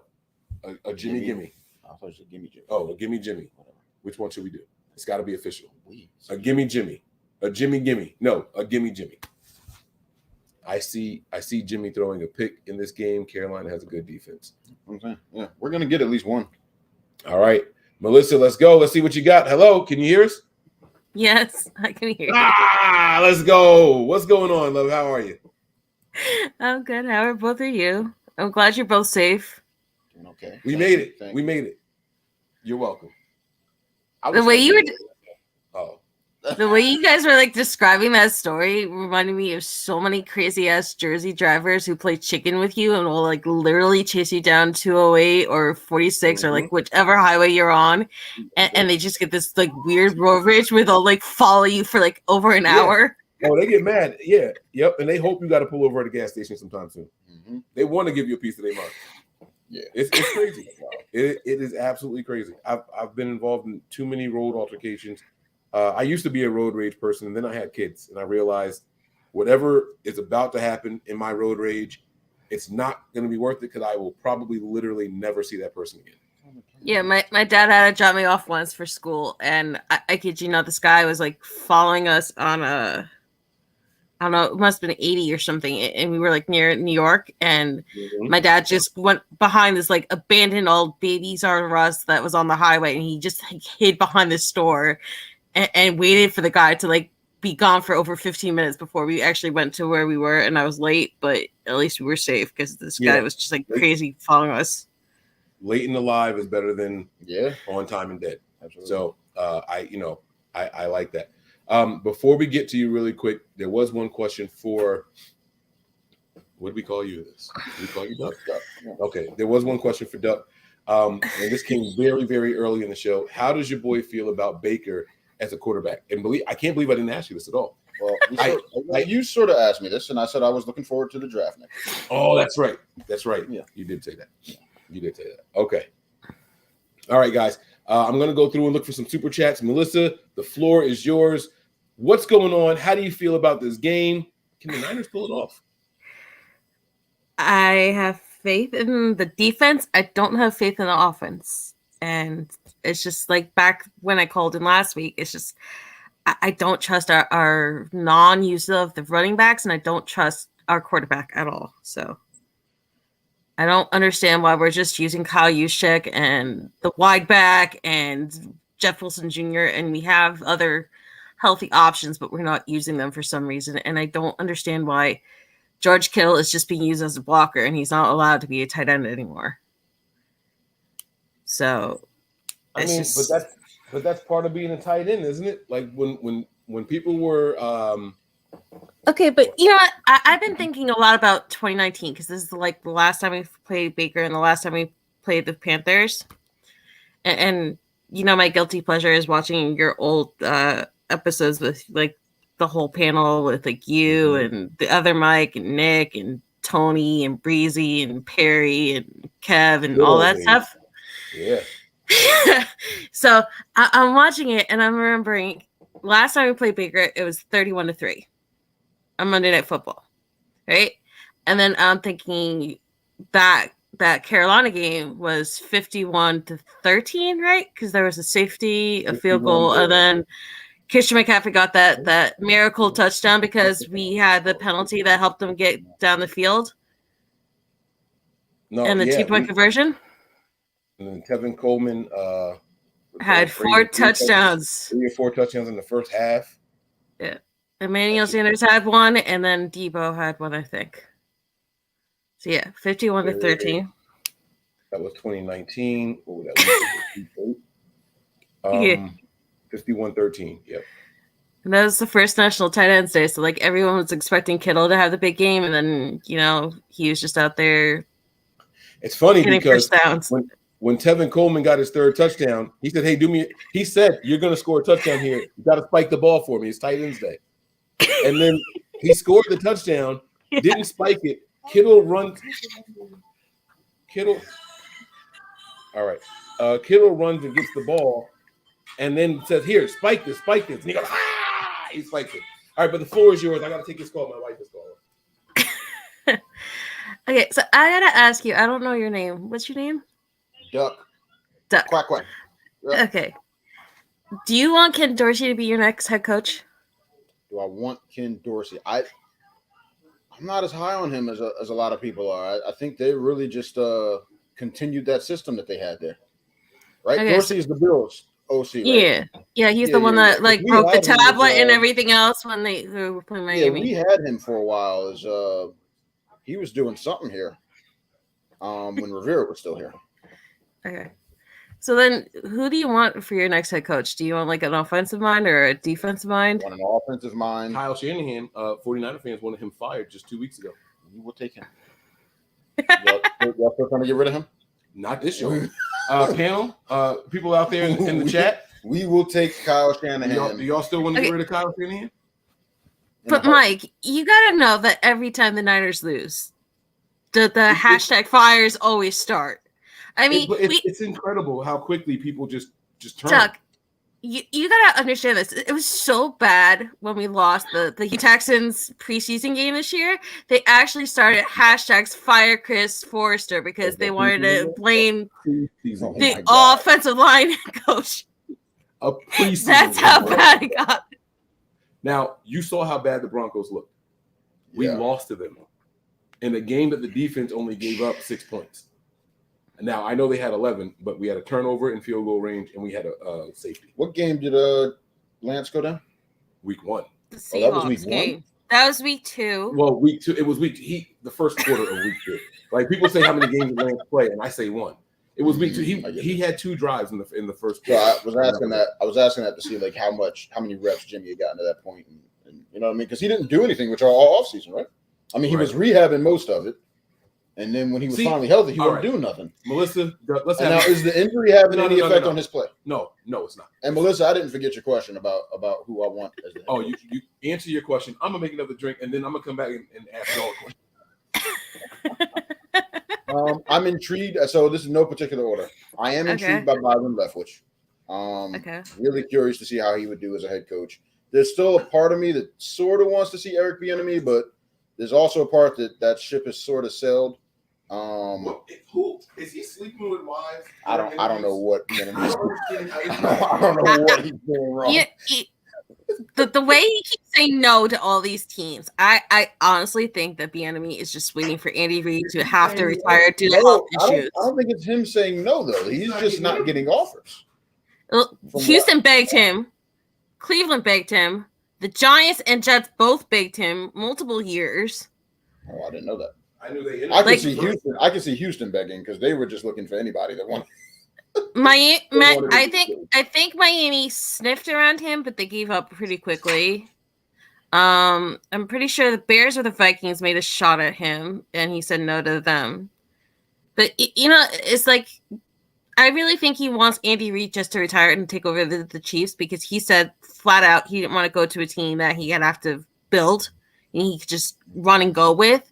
He said he wanted like a stable quarterback and like a good group of players, but most teams that need a coach don't have all those things in place already. Well, I was about to say those situations don't exist because those coaches are in place, or they rarely exist. I'll say. We're getting somewhere. Hold on now, faithful Melissa. But wait, I have a very short list of potential head coaches. Hold on, wait. I don't want to get off Bieniemy.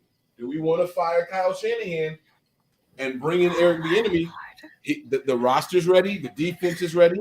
He's got a young stud quarterback. What the fuck? Trey Lance. Yes, we do. Nobody knows sure. He's got a young stud quarterback. Nobody knows for sure what Trey Lance is. You're sold on Trey in the small sample size? I've seen his ability. He's played like half a season since he got to college. Yes, that's true.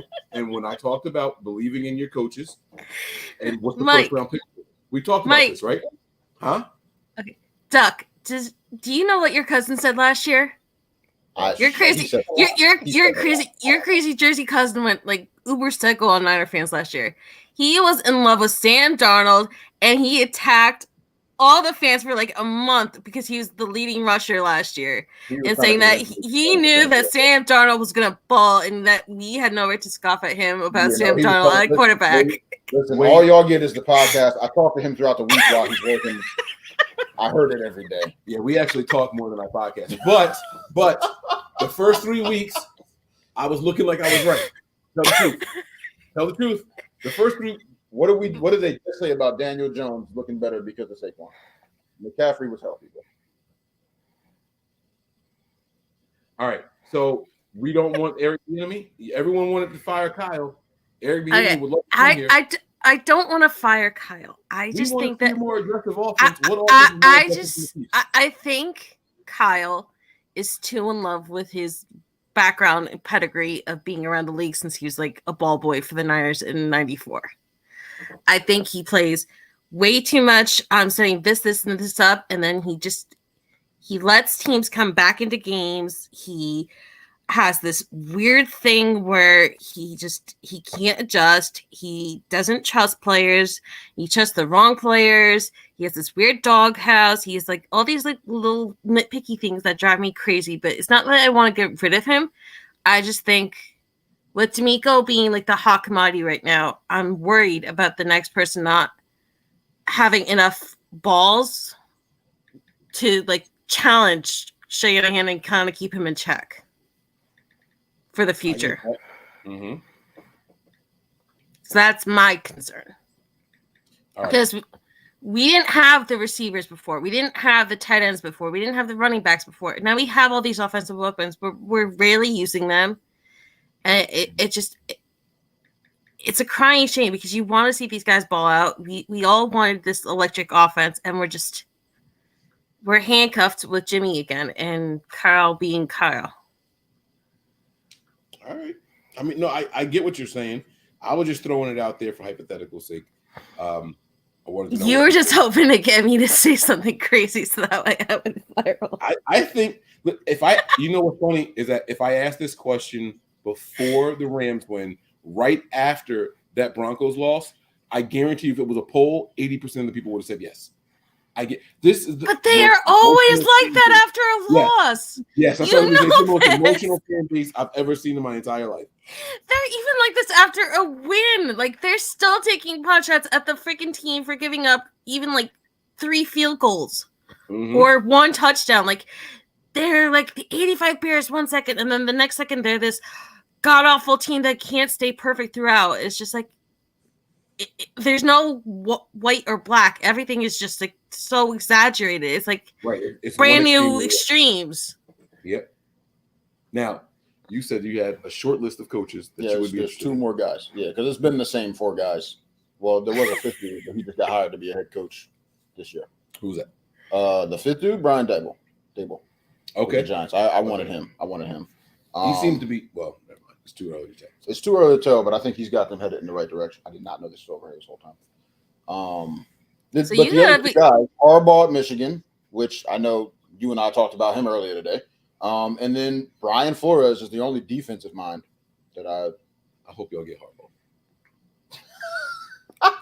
Now, based on what why would you wish that on your why would you wish that on your own family? That's what I was about to say. No, I heard what you said earlier, but it hasn't swayed my opinion. Did you hear how she asked that question? Why would you wish that on your own family? Yeah, no, I heard what you said. So she's telling you what I tried to tell you. Okay, so Melissa and all Niners faithful, let me tell you why. Panthers have never had back-to-back winning seasons. At this point, that's dang near as good as a Super Bowl. It's not the same, but Panthers fans would love back-to-back winning seasons just once. And I believe Harbaugh can do that. I really do. But as long as you guys don't ever have Greg Roman on your offense, because that guy is just trash. Flores proved I don't understand how Greg Roman is still coaching. Oh, and yes, I would. Who's the Ravens OC? Greg Roman. Yeah, I would like him. No, the fuck did you hear see the clip? Yeah, I would like. Are him you too. Listening? I would like him too. A nice offense where? You think that was John? What nice offense? Are you listening to me? They put up points. Who? They win consistently. Who the fuck is they? Who the are you Ravens. talking about? How did That's Lamar Jackson, though. That's not the offense. That's Mark Andrews being their one consistent player besides their quarterback. So we get a quarterback and a tight end, and we can win. That's what you're telling me. That's all he needs. That's what you're telling me. Hey, listen. Roman is not actually on my list. Okay. Thank you. Because I was going to be really concerned. No, it was the 4 that I named, and Dable was on my list. I said short list, right? I told you. I had 4. Would Doug take Hackett? What, Nathaniel? Nah, he can stay where he's at. How come you don't want any special teams coaches as your head coach? John Harbaugh was a special teams coordinator. Yeah, if he ever comes available. Yep. What was Mike Tomlin? That's who jumped in my mind. I don't know if he was special teams or if he was a defensive coach. Would you give the Dolphins ex-head coach, who's now the linebackers coach? You just said Brian Flores not 2 minutes ago. I said that. Sorry, I was too busy loading up the car. I said he's the only defensive coach on my list. I like that. So, okay. All right. Love Brian Flores. You don't really want Harbaugh, though. You shouldn't want Harbaugh. Mike, Is he going to get us back-to-back winning seasons? That's not a guarantee. If your team is old, no. Veterans hate him. Okay, well, but what wasn't We it got like a lot of young players right now. okay? The way you're coming at this, correct me if I'm wrong, but it sounds like you're like all the fans who thought Urban Meyer was going to take off in the league because he won at all these different collegiate places. No, never. I'd never. I didn't say you did, but I'm just saying that kind of mentality that you're talking about. So for me, I look at what Harbaugh did with the Niners. Y'all had how many straight winning seasons with him? No, 3. That's what I thought. I would happily take 3 straight winning seasons. It was 3. And if he's worn out his welcome by then, kick him to the curb. Technically, at least I lived that. He had 3, and technically he didn't have a losing season. His last season was 8-8. I would love that. 4 straight years of a not losing record. See how you've had to phrase that, bro? All right, you keep bending the words. It's fine. It's okay. So all then, who do you have your eye on as the quarterbacks for the draft? I love C.J. Stroud. Okay. I'm not big on Bryce Young. Wait, no. Where's C.J. Stroud from? Ohio State. Everybody knows you. I don't know if they know that. I don't know if they know. I don't know if they know that either. I put the game on my Big phone. Mike, you and Kelly and Crystal and John V are like the biggest Buckeye fans around. And Nick. Well, when Nick was here, but Nick is definitely an Ohio State fan also. It's crazy. Nick and I like Ohio State, the 49ers, and the Phillies. You know how hard of a combination that is to find? Thank you. You want to do it? Okay, so you had CJ Stroud and who else? I like Bryce Young's game. I'm tired of the small quarterbacks. I love the potential of both Will Levis and Anthony Richardson, though.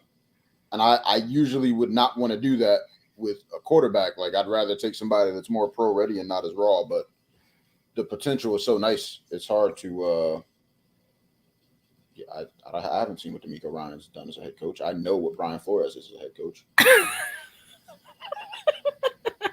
You want to call me crazy? That's your prerogative, but whatever. I was completely against every word you were saying, all the way until you got to head coach, and I was like, "Oh, that makes sense." I haven't seen what D'Amico Ryan can do, and I just wanted to slap you. Every syllable coming out your mouth, I was like, "Yo, what is he saying?" I haven't seen what D'Amico Ryan can do and I'm like, head coach. Gotcha. Damn it, that's where it is. That was it. So I think it's Tristan. There you go. It's hard to find a proven head coach in the NFL. That I don't like. The reason he was fired was BS. He should still be the coach there. He didn't want to lose. I love that in a coach. Bring that man in. Well, apparently the Dolphins didn't love that. Yeah, dumb. All right, so Melissa, how's this game going to go? Give us your predictions for this upcoming game tomorrow. Here, we're going to open up the phone lines. I didn't realize. I apologize to Duck, but I am saying 41-3. God damn, Melissa, you still Niners. drinking? I can't drink. I know, that's what I'm saying. Like, I can't believe you just said that and you're sober. You've been playing with the catnip. I know. I'm basing it on. I really don't trust that defense right now with Jeremy Chin out, and I don't think they have enough pieces on every level. It's not to say that you don't have pieces. It's just you don't have enough pieces, right? I would agree with that. Listen, and your offense is just. I mean, you had a comment earlier, Melissa, about Jeremy Chin's back-to-back touchdowns as a rookie. Pick sixes. I really thought that no. One of them, they were both fumble recoveries that he ran back, actually. Okay, but either way, the first one was a pick. I was about to say one was a pick. The first one was a pick. The other one, he literally grabbed the pile. Okay. Grabbed the ball, turned around. Back-to-back defensive touchdowns. Right. So you asked me what I thought about as a rookie. Those 2 plays should have got him defensive rookie of the year. I didn't think that anything. I've been saying that for like 3 straight years. The rest of the body of work, bro. Nothing Chase Young Okay. did was that much more amazing than what Jeremy Chin did. Mike, Literally just that we were losing. he we had a losing was season. electric in that game. Like, you don't even have to be a Panthers fan. Just watch that one game. And there was not a single dominant game that Chase Young had that year that was Minnesota 2020. better than that. But the very fact that he was Chase Young from Ohio State, they wanted him to be on the level of both Bosa brothers. It completely drowned out everything else that was happening around the league. Here's the problem. For as incredible as that is, if you hear one player scored 2 defensive touchdowns, you think your team won that game. We lost by 1 score. That's been the problem with these Panthers. All of Matt Rule's tenure. It just feels ever since like you guys sacked Riverboat Ron during the season. It feels like no one's actually respecting or actually watching what the Panthers are doing. Like, I remember when the top 100 came out and everyone was like complaining about how high Brian Burns was on the list. I'm like, do you actually watch this guy? Do you even know what he's doing? He's real. He's real. He's real. He's been the only consistent. Well, Hassan was nice last year, but who? Hassan Reddick was nice for us last year. I was about to say he's been the only consistent pass rusher we've had since Rule got here, and we drafted him the year before. So. Okay, and I had to ask you one last question before I get off. Your thoughts, Kuechly or Patrick Willis? Who was the better player during their heyday? Wait, no, I'm gonna give him a lifeline. We're not gonna answer this because he's got to ride back with me, and if he falls asleep next time, I'm just gonna give him to the carjacker. Although, so what I will say is that was a debate between us, right? When they were both playing, that was a constant debate, and I'm very emotionally driven right now, so. No. So yeah, that's your answer you're gonna give. I mean, we know my answer. He can't. He's not capable of answering objectively. Mike, if it makes you feel any better, me and my brother would fight for hours about who was the better 52 when it was Patrick and Clay Matthews, and he would constantly try to tell me that Clay Matthews was better than Patrick Willis. Your brother likes catnip too. I get y'all have to stay away from the catnip. This cannot keep happening, Melissa. Y'all have to be better. Wait, Willis and Clay Matthews was a real debate? Yeah, because he's a Packer fan and I'm a Niner fan, so we would have a fight about who's the better 52. His fandom doesn't. I mean, like, you can watch Kuechly and Willis and you see who's clearly better, but I completely agree. There was not a more dominant linebacker in the NFL at that time. Yep. Oh, what am I saying? Niners. All right, Melissa, you are going to start like a war before we even get out on the town. So I have to let you go now. Thank you for calling in. I really appreciate it. Any final words? I appreciate you giving me the link to call in, and you guys have fun, stay safe, and if you see Mike in person, please say hi to me and take a picture because he's down there as well. That was a person. Okay, I saw that in a comment earlier that she said Mike Ing. Wolf Mike Ing. Yeah, Mike. No, I thought she had misspelled something with the E and G. Oh, no, that's my guy. Mike is my guy. So I got you. If I see him, I'm like, Melissa says hi. I'll give him a hug for you. It's nice to call in and to meet another member of your family. Are you from Jersey too? Yes, I am. Cool. I'm up near the Garden State Plaza. Okay, now I'm from the same area as Mike. I'm not from there. See, you do shit that we just talked about this before we started the show. Like you see this is my point. Your name where you are from, and you said I'm from the same area as Mike, and looked me in my eye and said I'm not from Trenton. What the fuck are you trying to say? The walls are thin here. You're gonna get me kicked out. Okay, I can't. no, all right. Okay, but you're from West Windsor, so it don't matter. We both from Mercer County. There you go. I'm not from Trenton. Because you lived there. Bye, for a Melissa. while, See, all. she really. I'm from Ewing. There you go. No, keep naming the places you aren't from. Let's just make it a 6-hour pod. I could do that for real. Thank you. Bye, Mike. Pleasure to meet you. I'm putting the phone number in here. I might even post a link in here. If you guys want to jump on video. I'm getting another beer. Yeah. If you guys want to jump on video. Thank you, Melissa, for the first call in here. Round of applause.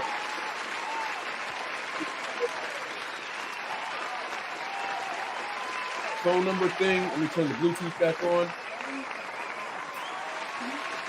Let me, where is my phone number?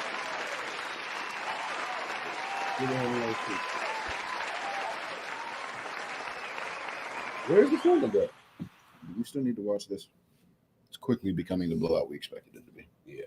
All right. So there's the phone number there. If you guys want to potentially join the show on video, here we go. Melissa start wars and then come in the group chat and apologize as soon as she gets back in the chat. Did she? I had to ask. Sorry, Mike. She asked about Kuechly and Patrick Willis. She knew what she was doing. She knew what she was doing. And she doesn't know the history about the jersey, huh? What jersey? Damn, it's like that. Yep. Yep. Put that man's name in the same sentence as Patrick Willis. She asked because she knew that he was better. Yo, you crazy as hell. The Niners fan knows that Kuechly is better. No, the Niners fan was instigating Mike. She was poking the bear. Mm-hmm. She was trying to make a point. Yeah, I'm a Phillies fan. What up? Look. They said Willis better. They know what it is. But see, I hate that the 49er fans are saying, oh, let's have some fun with this. Hold up. Let's have a fun with this. Let's have some fun with this. Fun with this. Shut up. I had a couple of drinks. Just one? I had a couple of drinks. One fun. Mind your business. He's not. He's not what? Go ahead. He's biased. To who? He's straight told me to my face that you're his favorite. That's me. That has nothing to do with my football team. He's biased. He told you I was his favorite? Because he don't answer my calls. Because you know I'm about to tell you to call now, right? I'm not. My Bluetooth is now. You can do speakerphone. You right over the mic. You know he's not going to answer my call. He's not going to answer me if I call you right away. If Yes, I call him right after. How much you want to bet? How much you want to bet? And I'm going to be No, pissed. I'm already up. So No, call. I'm saying I won one of the bets, so I'm not going to bet. Are you scrolling for his name? I haven't called him on the new phone yet, Mike. Hold the bottom towards you. What if he answers right after he didn't answer you? I thought it was going to answer after one ring. See? All right, he might be getting something. You can hang up. Some lasagna. I'm going to call another one. Please hang up, because if he answers, I'm going to be mad for real. Well, that's what I want to see. What if he called me back first?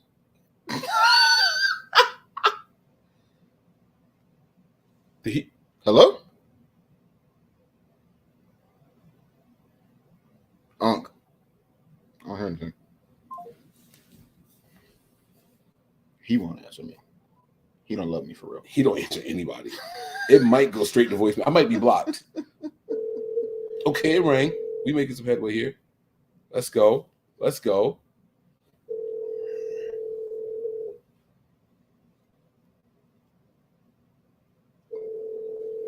Panthers 49ers playoff game was funny. The first time I was proud of a 49er player for taunting. Hello. Uncle Ruckus, how you doing? I'm blessed. What's up? Listen, we're on live. Don't say anything incriminating or anything that's going to get either of us in trouble. We're live on the air right now. I got a quick football question for you though, okay? Okay.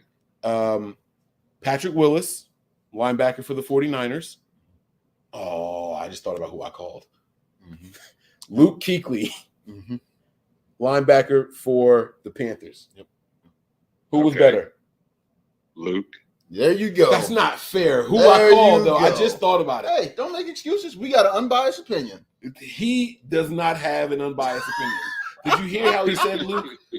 I appreciate you, Unc. All right, that's it. I got to let you go. Love you, man. Okay, love you. Call ended. Tell them why that's so funny. What you mean? No, my ass. No. Tell them why that that's was so funny. Unbiased. He wasn't here for any of the conversation. Guys, he wasn't here when Melissa poked the bear. We good. Guys. You about to call him back? No, I'm going to explain to them who this was that I just got. So I called my uncle. His real name is irrelevant. He is saved in my phone as Uncle Ruckus. What's he saved in your phone as? Uncle Ruckus. Okay. If you guys aren't familiar with the Boondocks, He really is Uncle Ruckus in your phone too. Okay, if you guys aren't familiar with this cartoon called The Boondocks, Uncle Ruckus is a black character that hates black people. So as it was ringing and I saw his name on the screen, I was like, oh shit, I know what his answer is going to be no matter what. I knew he was going to pick Kuechly. I knew he was. Nah, that don't count. We not count. Nah, that counts. Nah, I'm calling the other uncle. I'm going to call the other one. Really? I'm going to call I haven't talked to him in years. I'm calling the other. It's not East Coast bias. It's my racist ass uncle. I can't believe I even thought to make that phone call. That's funny. That's not funny. That is funny. But we already got the correct answer. No, that was one vote. You've been. Hello? So in total, the whole set, all 4 pieces, has a one-time replacement. Is he ordering Is that chicken? something you're interested in going with? I would suggest it, but it's your call. Is that a voicemail? I think he on the phone. I'll call you back, nephew. I thought I hung up. I'll call you back. I'm at He work. thought he hung up on me. Oh my god! Call ended. I thought. What the fuck you even answer for? I could I have thought left a he said voicemail 4 or pieces. something. I thought he was ordering chicken. Who only gets 4 pieces of? Who tells somebody I thought I hung up on you? Do you understand what I'm saying? I thought I hung up. All right. Who else you got in mind? Who else knows football that doesn't like one of our teams? Oh, I got somebody who likes your team. Don't you call Landis? No, Because he's not No. fan anymore. I got somebody who likes your team, and he's probably drunk enough to give a real answer. That's not JP.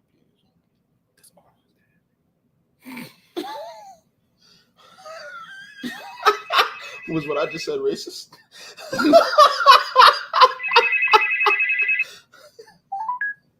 Hello? Please leave your message. All right. Call ended. All right. We got a call on the text line. Let's just get to the call on the text line. Let me see here. Where'd it go? New missed call. There it is. I'm calling you right back. Jersey in the building. I got a Jersey call Call coming in. ended. Did it connect to Bluetooth? God damn it. Hey, wait, hold on one second. Dial this number. Dial that number. When you make it beep, it'll go to the Bluetooth. I don't know why. Come on, 267-949-4513. I don't see it. Hit call. Is your vision blurred? No, I didn't see the thing at the bottom. Hold on. We got to do the Bluetooth thing. All right. Hello? Mike, There we go. Who we got the pleasure of speaking to? be nice. Yo, let's go. He's nice. All right. Jersey finest. Let's go, baby. Let's go. 973 in the building. Stand up, baby. All right. Now, County. I got to ask you, bro. Patrick Willis or No, Luke no, Kuechly? he's No, a I can Niners ask fan. him. What? He's from Jersey. He's a Niners fan. He's from Jersey. We He's honest. biased. I'm a Niners biased. fan. I'm a Niners fan, so I got to go with Willis. But I'm a No, Niners. wait. Oh, And he God gave damn it. his reason. That sounded terrible. He gave his He reason. said, I got to go with Willis. You don't have to, but the way you said it made it sound Yeah, like, dude. all right. All All right, nice. That makes me That's feel my like we goal. lost that one, though. That made me feel like I know, if but I we was a got Cowboys Kuechly fan, has- I might have said It's Kuechly. not a vote we're counting. That's for sure. He didn't have a big career to me. Like, I mean, he only had like 7-8 seasons. Willis had a nice little. And he did more in those 7 or 8 seasons than what? Nah, Are you, yo, bro? Like he did more while they were both in the league. Of course, Willis was. there was a 2 or 3 year overlap. Mhm. That's it. Listen, they're both great linebackers. Yeah, they were both incredible. Something like that. And if his vote don't count, then Uncle Ruckus' vote don't count because the same What? bias. No. One doesn't No. like black people. No. Unc is not a fan of either of our teams. He don't like black He's people. not a fan of either of our teams. Okay. All right. Nice. What's going on, man? How you see this game going, bro? You already know. We're going to work them. Take them to school. I'm in drop them. Got to teach him a little something, right? You know what I mean? Now, my question to you, Nice, is this, man. Jimmy Garoppolo has had 2 completely opposite games so far this season. One of them, he's been nice and serviceable. He's come in. He seemed like a good game manager, protected the ball, no turnovers, no sacks. And the other game, that man is giving the ball to the other team, running out the back of the end zone, putting wide receivers out to dry. Which Jimmy Garoppolo are we going to get right here? Are we going to get something in the middle? We want nice, Jimmy. We want the good one. No turnovers. Keep the running game going. Manage the team. And do what we got to do. Like, nothing too special. He'll be out. So, but is that Yes, everything you said is true. If that's the Jimmy we get, then we're gonna be okay. But you feel like you think that's the Jimmy we're gonna see? Of course. I don't think, honestly, like I said, Carolina needs a little help. They need a little more depth, and Baker Mayfield, he's gonna give us that ball once or twice, but Jimmy might give it up once. Baker's gonna get you the ball at least twice. We're gonna punish him on the ground, hopefully. Let our defense smack him up. And I mean, but what if their defense smacks us back? It's a block for Stone too. Did you hear me? You heard me nice? Nah, say again. What if their defense smacks us back? Then we're gonna hit him harder. Oh, what? Then we're gonna hit him harder. You can tell he from Jersey. Did you? It called me back first. Nah, nice. It's about to be a whole war over here. Nice. Hey, yo, it is. I mean, it is. First off, I'm glad. No. We can't have two conversations. We're gonna call him back. I'm gonna call you back. Answer when I call back, though. Yes, sir. No. Nice. You good. Don't hang up. So, all right. We got this uncle, another uncle, not the racist one, right? And me and this uncle, we have like a uncle. Well, it started out as a uncle nephew relationship. It kind of morphed into a father-son thing. And now we kind of like got the sibling but respect the father-son thing going on. Apparently he tells Duck that I'm his favorite. But every time I call this man, he don't answer. Or if he does answer, like we getting together as a guy's night, I'm inviting him out. I'm not sure. I'll say, hey, Duck, call him and you ask him. Duck calls. No, see you laughing. What happened? What happens when you call? He answers and comes. Well, I'm not batting at 100% because you started to. I was taking advantage of it. Yeah, You're fucking right. You started abusing it. But for 5 years, you were batting 100, 1,000. It wasn't working. Yeah. So now I called him first. Duck called him. He just called Duck back. He didn't even call me back. I seen you guys do the first call. Huh? I seen y'all call him. Right. And he calls him back first. Now, the only benefit of that I'll give him is this. When you open up your missed calls, the most recent one is top. So, but he's smart enough to know that. So on top. I'm hoping he's not. I'm hoping he's not. All right, nice, man. Give me a score prediction, man. We blow him out. Is it a close one? Because I think the Panthers defense is being a little bit slept on. I think we get the dub also, but I'm not sure it's going to be a big one. Melissa had a 40 to 13. Utterly ridiculous. No, it's going to be like a one-score game, 24-14, something like that, 20-10, something like that. You know what I mean? Gotcha. I think we're going to get that interception. We might get an interception return for a touchdown. Oh, another pick six, back-to-back games. Hey, let me ask you this quick question. I should ask Melissa too. Give me a quick yes or no on here, man.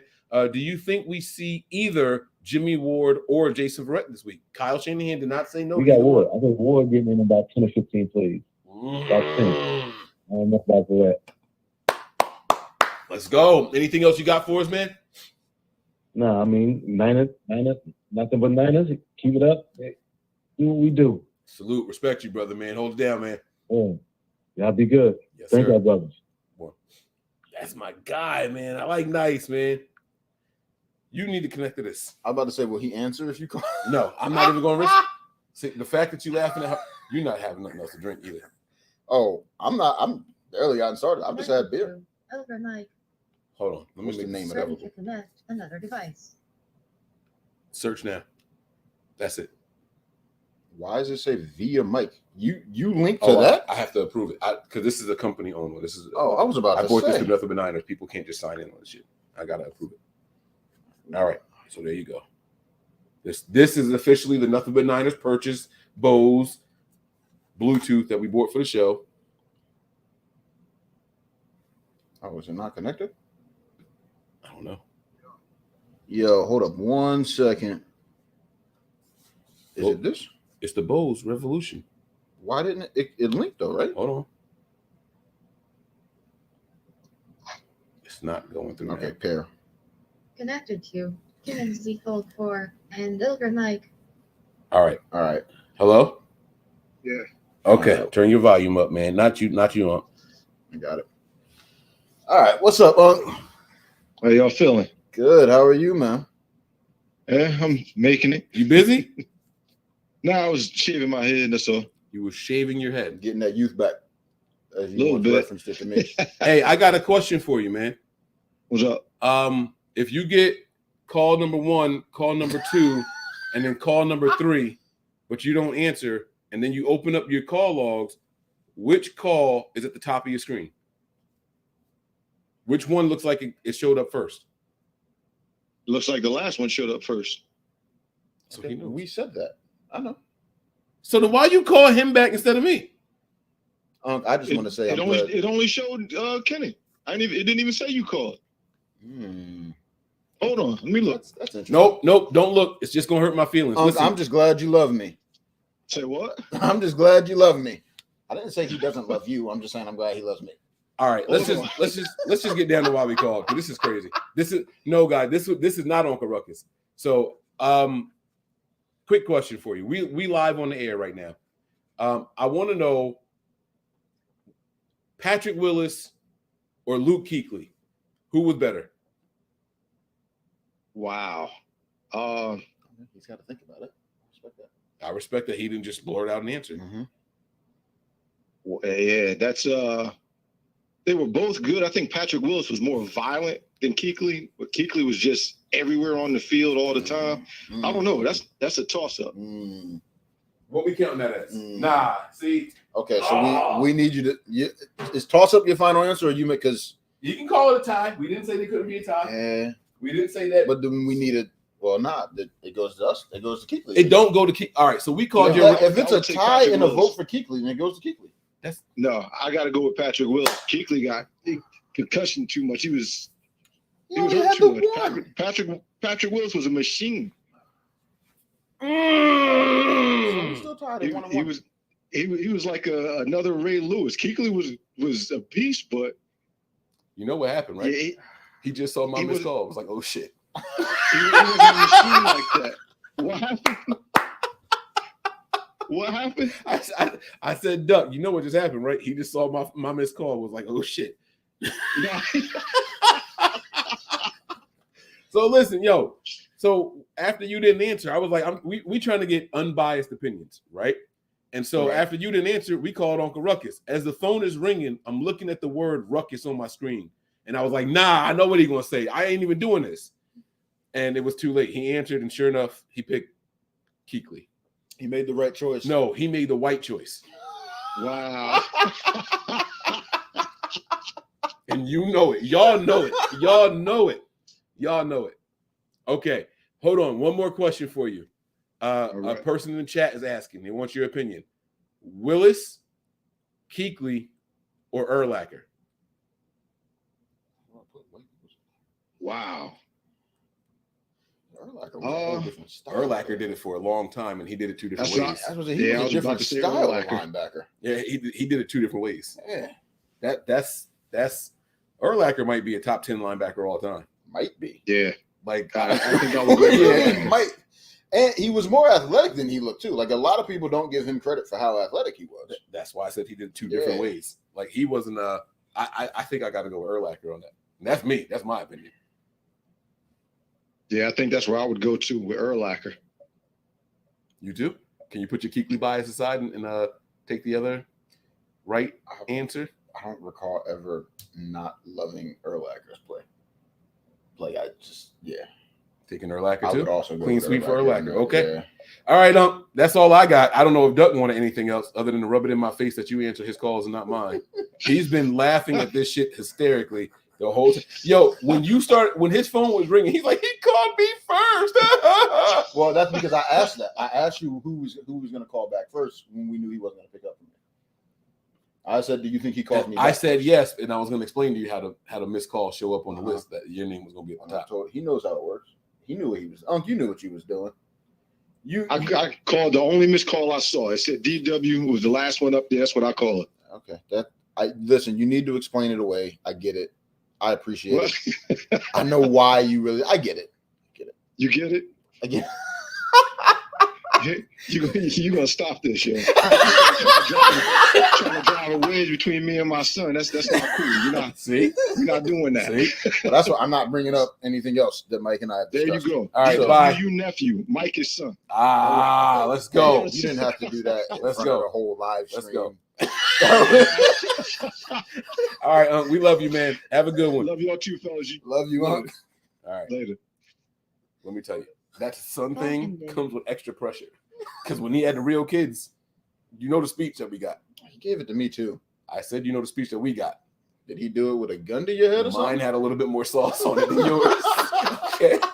When he had his daughters, my speech was a little bit different than everybody else's. Cousins, but they've always felt like my little sisters by default. Just they had to. All right, let me see if we got any more missed calls. I don't know if anybody else called in. I didn't see anybody else hit the link. I don't think anyone else wants to call in. My man says, Mike, is your cousin, is your boy related to Merton Hanks? Are you? No, he said your boy. You got a whole half a family that I had nothing to do with. We're gonna go with no. I think we did miss a call though on the text line, on the call-in line. Let me see here. I do have one here. Not going to lie, Mike. I get nervous on the phone. Oh, okay. All right. If you don't want to call in, that's absolutely cool. Don't worry about that. 916. They said 27-20 Rams take the dub off of defensive points. This is a longtime Niners fan too. I get text messages from this person often. You know what? I'm not mad that you don't want to call in and say this.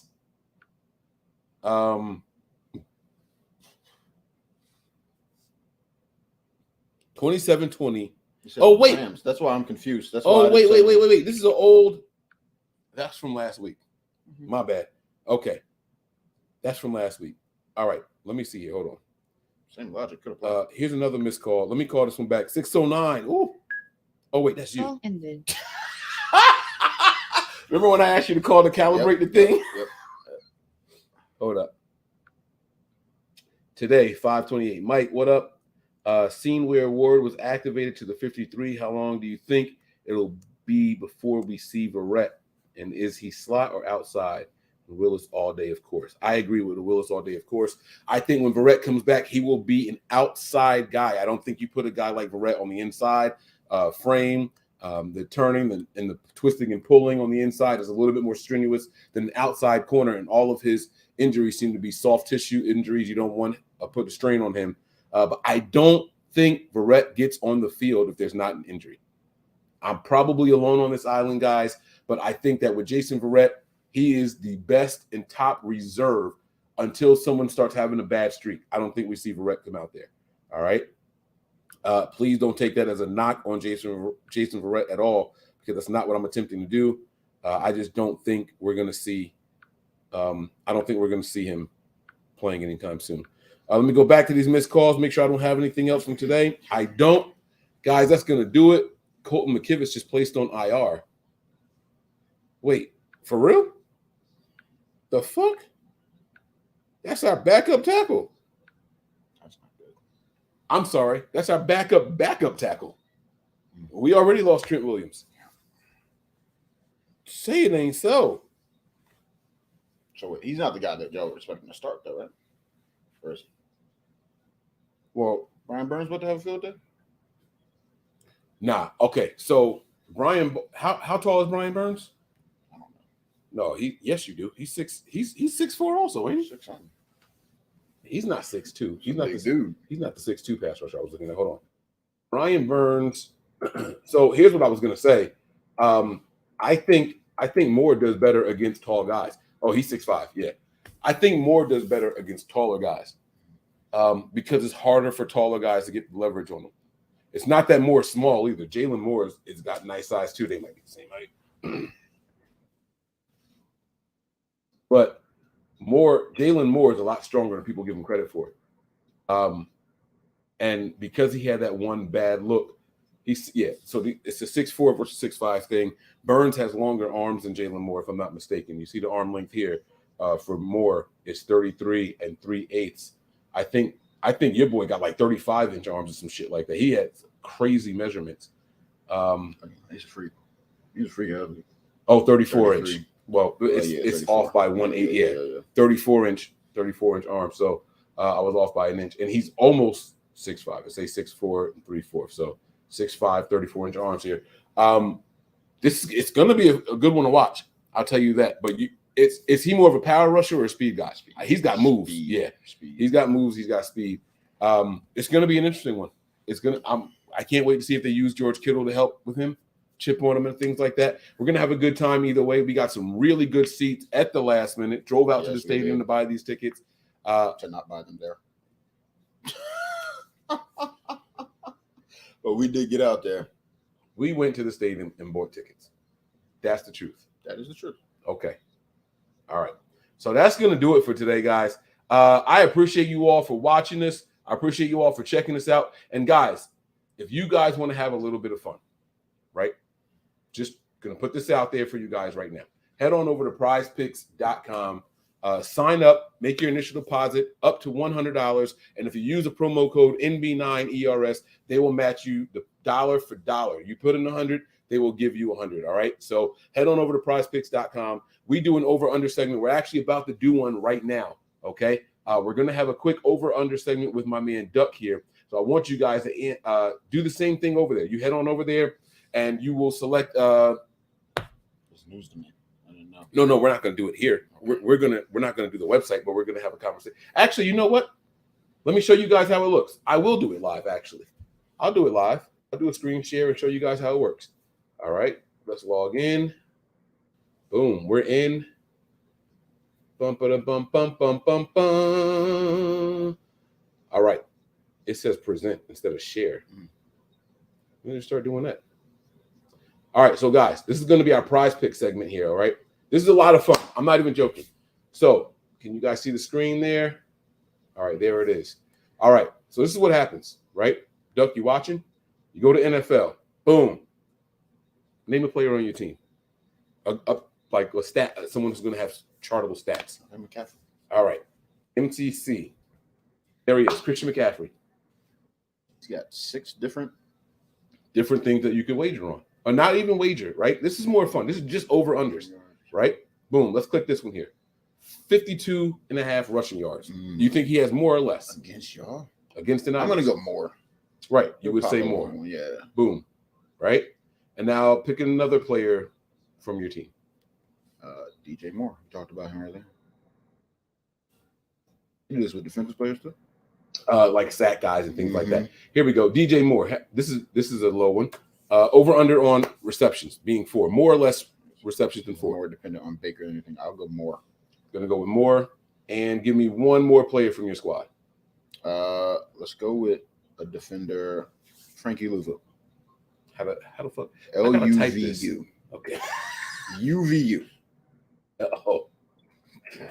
Nope. All right. Let's just go. Let's go with Burns. We'll go with Burns. Oh, he's not here either. So they don't respect the Panthers enough. Go with Baker. All right. So we'll go with Mayfield. I'm cursing doing that during the ad. You got me. You're gonna get me fired. All right. We got a couple to choose from here. Now check this out. Passing yards plus rushing yards, 190.5. Hey, look, they got rushing yards by itself at only 8.5. That seems high to me, that 190. 180.5 passing yards. Also seems high. Pass attempts at 30.5. That seems very high, right? You're saying these things seem high. You can pick them and take less. He's been throwing a lot. He's throwing the ball more than 30 times. He's been throwing a lot. Are y'all that stupid, bro? Wait. Why have I not discussed this whole show? Probably going to be over on that. Are you serious? Dead serious. With Christian McCaffrey? Who's y'all backup running back? Deontay Foreman.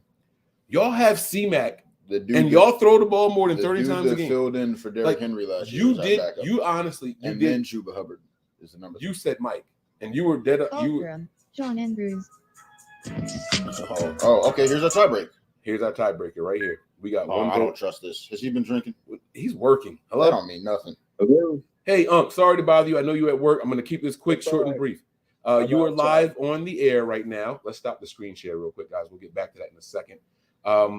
You are live on the air right now. I'm sitting next to Duck. We are in Carolina for the Panthers and 49ers game here. We got a quick debate going on here. We need you to be we need you to answer this question. It's important. Luke Kuechly or Patrick Willis? Willis was more durable. I don't know. Who was better? Oh, see how you got mad? That's what he's averaging per game. That's a tough one. I'm going to take Patrick Willis just because he had more availability and he was great as well. All right, Kuechly, get off my he was the screen. man. I can't hear him. But Kuechly, what? He was the man. As long as he's healthy, he was a ball hawk. Straight up ball hawk. The last like 2 years. Okay. Okay. Get off my phone. That's the answer. Hey, I appreciate you for calling in with an unbiased answer. A very biased All answer. right. All right. Guys. I just want to let you know that your Uncle Ruckus chose Kuechly for obvious reasons. Right. No, Yes, not sir. right. I White. got it. Okay. Have a great one, man. Love you. All right. Love you. Later. I can't love him right now. I love him. I do. All right. Back to this prize picks thing, man. Let's have a little bit of fun here. So he just looked it up. Kuechly. Mayfield is actually averaging 29.5 pass attempts a game. And that's games that you guys are close in. That's not games that y'all might be down a score. I told you. Now, look, we don't have to do this. I tell you what. Let's not do Mayfield. Let's pick somebody like Garoppolo. Let's see what stats they have available for Garoppolo. 218 passing yards. Okay. Boom. Interceptions. I would take more. Oh, take more. He's going to throw a pick in this game. Yeah. He's going to throw a pick in this game, right? And who's another player from the 49ers? Let's do Jeff Wilson Jr. Jeff Wilson Jr. They have Jeff Wilson Jr. at 17.5 rushing attempts.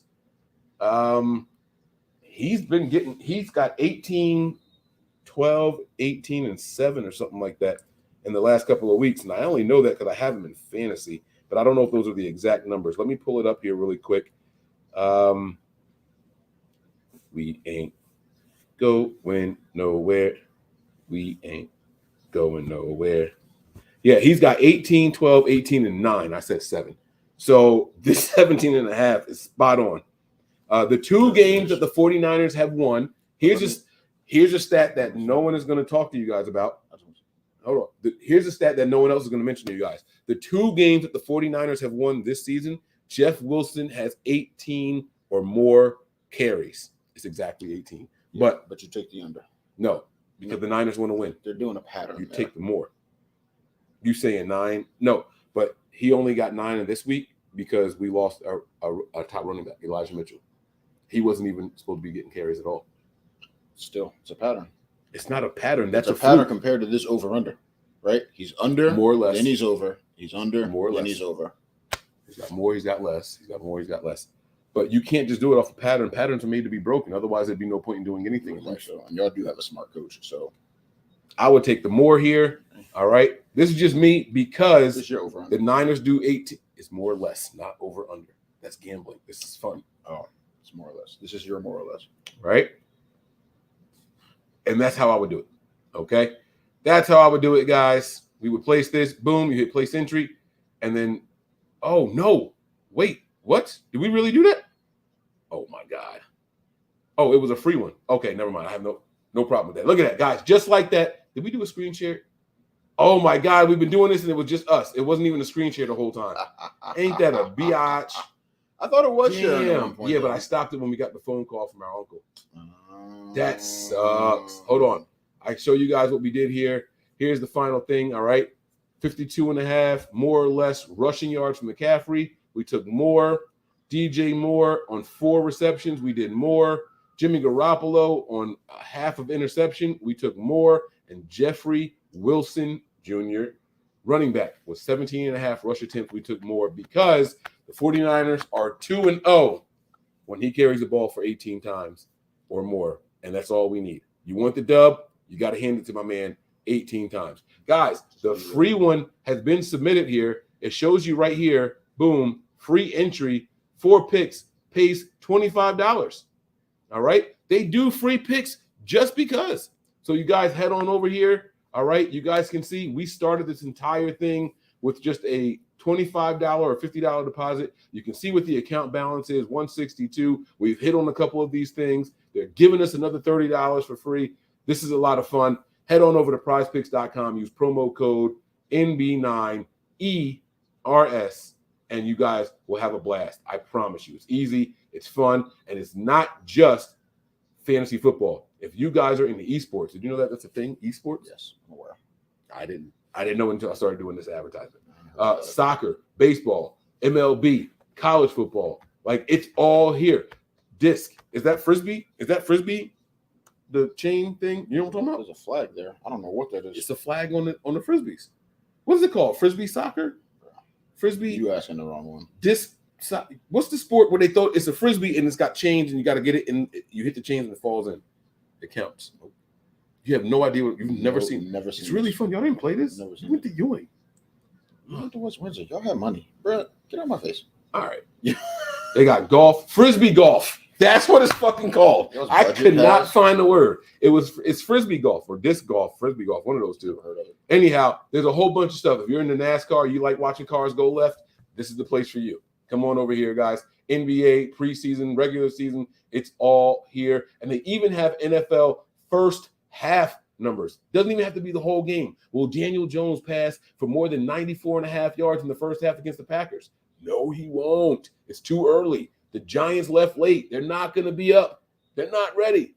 The answer is no. It's less. Jacoby Brissett, will he throw for more than 104.5 yards against the Los Angeles Chargers in the first half? No, he won't. He's not wired that way. He's going to finish the game with 150 in total, and he's going to get most of them in the second half. All right, Justin Fields, 80 yards in the first half. Take the less. All right, anyhow, it's all here. It's all fun. Hope you guys get to it. Enjoy.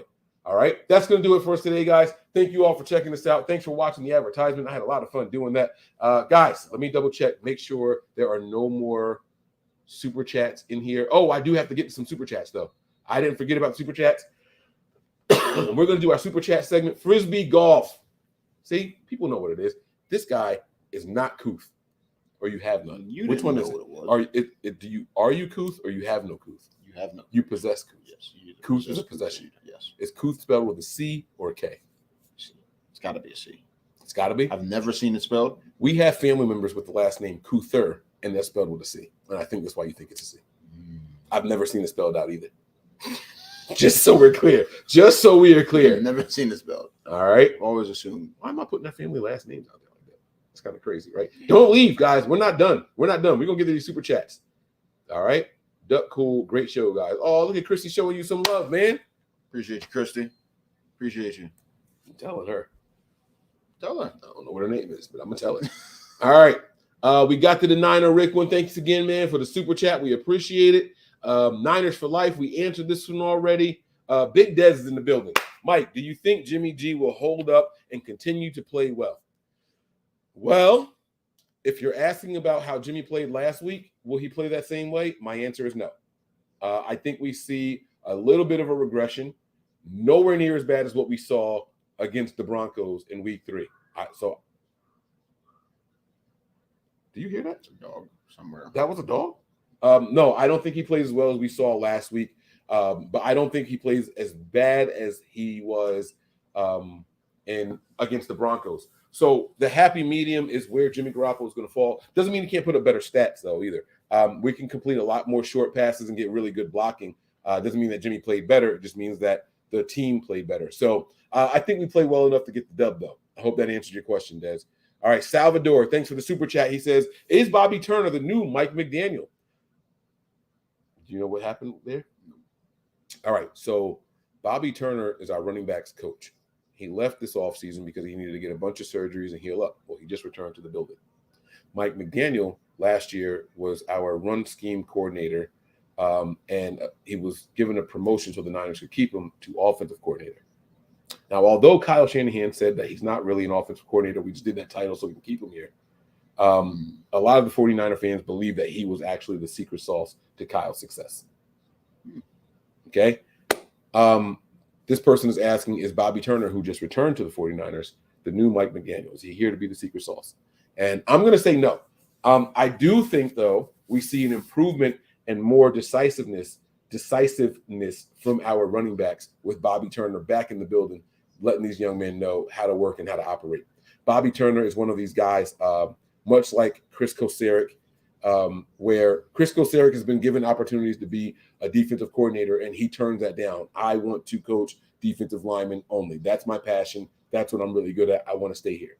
Bobby Turner is a lot like him as well. He has had opportunities to move up in the ranks and has decided to stay with a run game coach, so a running backs coach. He doesn't want to go out and work with different groups. He wants to do what he does well. So I don't think we see a difference in the offense so much as the players. All right. Kyle in his presser said he will help with everything good for the team overall. That part I do agree with. Kyle is always going to say that Bobby Turner is going to help because Bobby Turner is a help. And we heard, boom. This is one of my upsets if I'm not mistaken. Rising. I need UCLA to do something. I need UCLA. They're winning. That's enough. They're not doing something. They just got a touchdown. Didn't Utah just score? What are you talking about? Oh, they're still winning. Shut your ass up. All right. So, yeah, it is good for the team, though, overall. All right. We got a couple more super chats here. We did answer this one from Tristan already. He said, Brian Flores over D'Amico Ryans. You're crazy. You're crazy, Mike. Responded to that already. I know. We got that one, but I wanted to show it one more time. McCaffrey is my favorite athlete of all time. I grew up watching. Oh, he's talking about. Okay. I grew up watching him. Only college jersey I ever bought. You guys are ruining him. Nah. Okay. He's talking about your guy. Apologize, please. Apologize. No. He's a running back. He knew what he signed up for. On behalf of the Panthers Nation, are y'all a nation? Are y'all what's a group of Panthers? They're not getting an apology for this. Are Panthers herds? I took the number down 10 minutes ago. Hello? Nope. Wait. Hello? We got to reset it. Hold on. Yeah, call it again. Hold on. We got to reset the box here. Give us 12 seconds.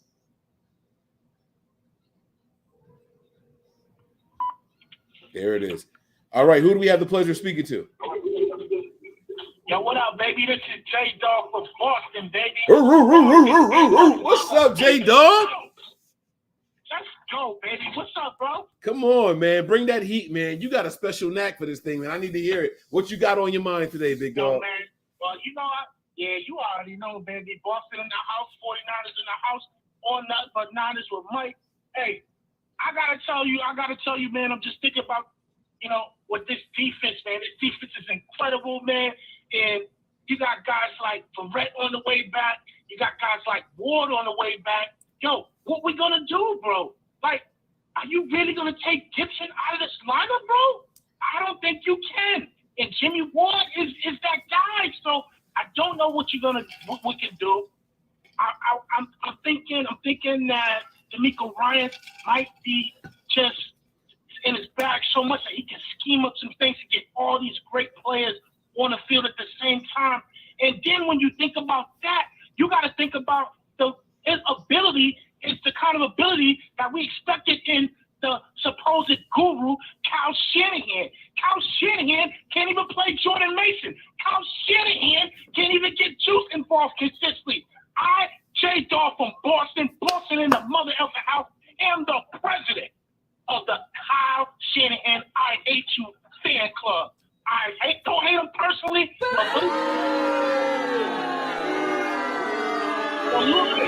I love it, baby. Just like the 49ers on the road, baby. That's what you're gonna hear in Carolina when we beating that ass.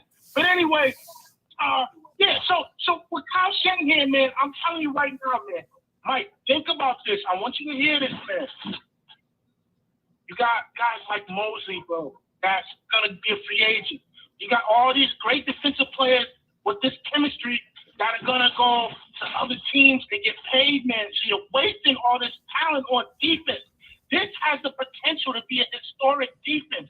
The only thing that's holding this team back is Kyle Shanahan. Open your eyes. I wish Tony was on the show because I give it to Tony, even though he is the professor of non-bananas. I respect him. But, man, I'm telling you, Kyle Shanahan is the only thing that's holding this team back. And if you want to talk about Jimmy Garoppolo, yes, we all know Jimmy Garoppolo, any given Sunday, can turn into complete garbage. We know that. But most of all, Kyle Shanahan should know that. So why is Kyle Shanahan have this big man crush on Jimmy? I don't blame Jimmy. Kyle Shanahan is the one that's running the San Francisco 49ers. If you don't believe in Jimmy, if you don't trust Jimmy with certain packages, whatever it is, then bench his ass or get another quarterback. But what did he do? He worked out a situation contractually to keep Jimmy here. Question the obvious. Stick this Kyle Shanahan Kool-Aid and throw it out there. No. This is not the San Francisco Kyle Shanahan. It's the San Francisco 49ers. All these Kyle Shanahan supporters, get it through your head.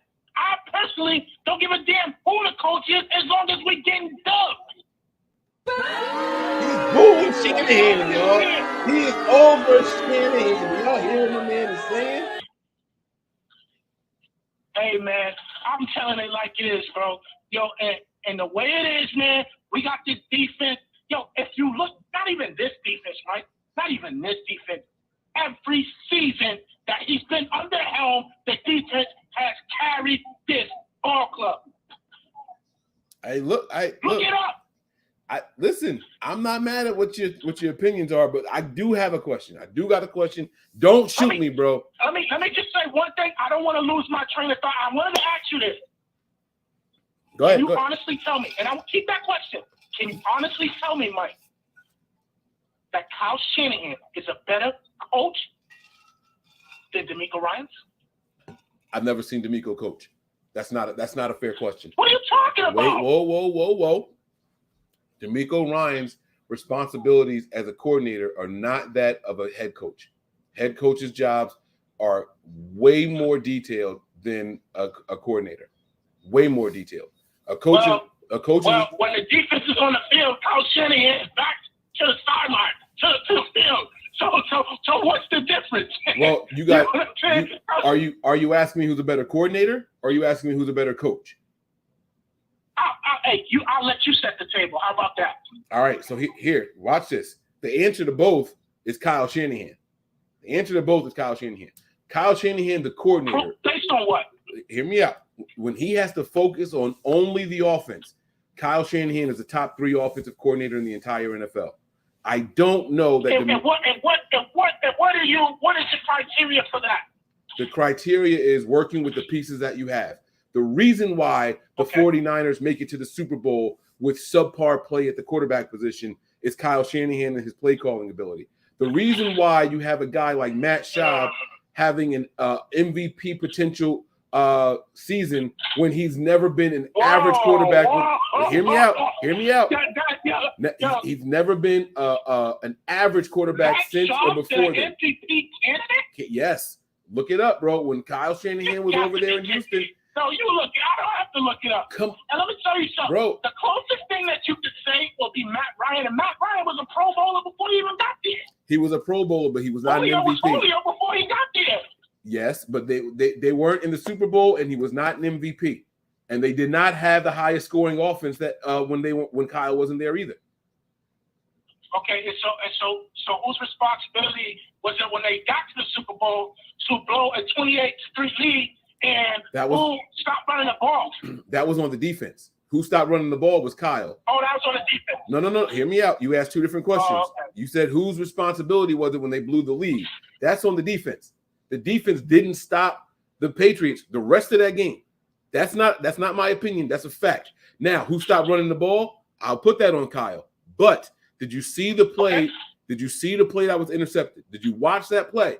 If that running back grabs his block, that's a game-ending touchdown. There was no one near that wide receiver. That's scheme, that's coaching, that's coordinating. Kyle Shanahan drew up the perfect play to put that game away because he realized in that moment that defense was not going to hold and protect him. He saw it, and he drew up the perfect play. You know what I'm talking about, that Falcons Super Bowl game. We were all in the house cheering against them. We were all cheering against the Patriots. We wanted to see the Patriots lose so bad. When that replay came on, that wide receiver had nobody near him. The running back missed that block. I don't know if it was Coleman or if it was what's the other dude's name they had? They had Tevin Coleman and Freeman. Yes. And Freeman. I don't remember which one of the backs it was at the time right now. I got wasted after that. I actually set off a fire extinguisher in the back of my car after that happened. I never wanted Kyle again. Since that, I never understood the hoopla, just to be on a silver platter like he's the best thing since sliced bread. I never subscribed to that because I can tell you what happened. Just look at it. There's no proof in the pudding, man. This offense. Listen, first of all, he's skipping steps. I'm gonna tell you why. The reason why he's skipping steps is because you say that is the quarterback play. Well, guess who's responsible for getting the quarterback, knowing his limitations, and still bringing his quarterback back? It's Kyle Shanahan. So you got to start there. If you know your quarterback is limited, if you know you don't trust your quarterback, why bring this man back? Hold on now. And I like Jimmy, and I like Trey, but I'm just asking you to look at the facts here. Is it not Kyle's responsibility to get an adequate quarterback who can do everything that he needs to do with his offense or whatever? Do you give him any responsibility in that aspect? Listen, yes, I do, right? But where's the balance? So here's my question, right? Wait. Hear me out. Just hear me out for 1 second, right? If I got 3 daughters, I got an 8-year-old, I got a 7-year-old, and I got a 4-year-old, right? If I ask my 8-year-old to run to the mailbox as fast as you can, get the mail, and bring it in the house, she's going to do it in a certain amount of time, right? If I ask my 7-year-old to do the same exact thing, she's going to do it in a comparable amount of time, right? If I ask my 4-year-old to do it, she's going to do it in significantly less time, because at a certain point, it comes to the ability of what the individual can do. Oh, more time, significantly more time. You're right. I said it the wrong way. My 4-year-old is going to do it in significantly more time. It's going to take her a lot longer, because at a certain point, I can call up the same thing. I can ask them to do the same exact thing, but a different person and their ability is going to do that in a different way. So I hear what you're saying about Kyle. That's a bad analogy, because you can't just get another child. You know what I'm saying? But Kyle Shanahan can get another quarterback. Okay, that's terrible. But at the end of the day, I understand. You got the Kyle Shanahan. You should have a segment of your show called Kyle's Corner, bro. Oh, I like that, actually. I like the name of it. It's almost like Kyle can't do no wrong. And it's the obvious it's not being stated. Bro, is this offense ever been like a top 3 offense, top 5 offense? Never. In the league? Never. Not even those numbers? Not even the Super Bowl year. What's that? Not even the Super Bowl year here. So we have not been a top 5 offense? Nope. Okay, so right now, with Robert Saleh, right? With Robert Saleh, have we been a top 3 defense? Yes or no? Top 3 deep. I think Saleh got us as high as 5. Okay, 5. But I believe the year we went to the Super Bowl, we were hovering around number 3. So right now in last year, we were a top 5 defense. So you're sitting up here telling me that the reason why we got to the Super Bowl is because of Kyle Shanahan and all this, but totally dismissing the fact that our defense was something that you had to deal with. We're going on the road. Our defense is going on the road in Lambeau and shutting down Aaron Rodgers, man. You know what I mean? That's big time, bro. The best offensive output he's ever had is the thing he keeps seeing on social media with the Saints game, bro. Mm-hmm. You know what I mean? Like, come on, man. You gotta state the obvious, bro. Shouts out to the scouting department of the 49ers. Shouts out to whoever is getting these defensive players, coaching them up. You know what I mean? Because it's like, yo, D'Amico Ryan's got Dante Johnson to ball last year. Ambry Thomas to ball last year. Kyle Shanahan would never bring in someone who just a guy at the practice squad, throw him in there. He never does stuff like that. And the man never at the quarterback position in game time. Wait. All positions are not created equal. You want Kyle to do that at the quarterback position, bro? Because J-Dog, look. Wait, J-Dog. Hold up. So you telling me you wouldn't like to see more Jordan Mason? You wouldn't like to see a little bit of TDP when he was healthy? That's the running back position. You wouldn't like to see a little Danny Gray when he could play? Bro, we have Elijah Mitchell. He's our starting running back. He's a 6th round pick. Over two third-round guys. Elijah Mitchell, Kyle, if the guys can play, they go out there and do it. Who's our third wide receiver? Who's our number 3 wide receiver? This is Kyle. This is officially Kyle's corner. So you're basically telling me that Jeff Wilson Jr. and Deebo Samuels haven't been our only running backs. They're running the ball 20 times a game. With the same guy, and you know what? It's with the same guys. Jordan Mason is a guy that we saw in preseason that could actually help us. What reason do we have to use a different back? Because Jeff Wilson Jr. has shown that eventually, if you give him too much, or sometimes if you don't give him too much, he's going to get hurt. Deebo Samuel is being ran into the ground, and at this rate, it's not going to make it through this whole season. And if Deebo gets hurt, the party's over. Okay? So, we got Trent Williams, for God's sake, and hopefully we get him back soon enough. That's a part of the issue too, Mike. Oh, you gotta understand, bro. Guys are getting hurt, and I'm gonna tell you why. I'm gonna tell you another thing, bro. Like, this defense is giving you all it's had in this plan. Unbelievable. But when it's not Kyle's fault that Trent is hurt. Listen, don't put points on the board. Yes. So you struggle offensively. Now we talking. talking. So guys are strained. You're straining and they're getting hurt. Yes. Now we talking. I do hate the fact the Niners can't score. That's on Kyle, right? That's on your boy. I want Kyle to find a way to score with the ball. 100%. But Trent Williams being hurt don't have shit to do. Trent Williams being hurt don't have shit to do with Kyle Shanahan. What are we talking about? I'm with the outrage, right? Say that one more time. I'm sorry. I said I'm with the outrage. I am with Kyle Shanahan being the reason we don't score enough points. I am with Kyle Shanahan being the reason we couldn't convert third downs 2 games ago, right? He's got to eat that. If the players can't execute, you got to know those guys can't execute those plays. I'm with you on all of that. But what I can't do. Don't tell me he's a guru. Don't tell me he's a guru. Don't tell me that he's the reason why we go to the Super Bowl. When you just said he's the reason we went to the Super Bowl, dog. What are you talking about? He's absolutely the reason. It's on him that we don't score points, right?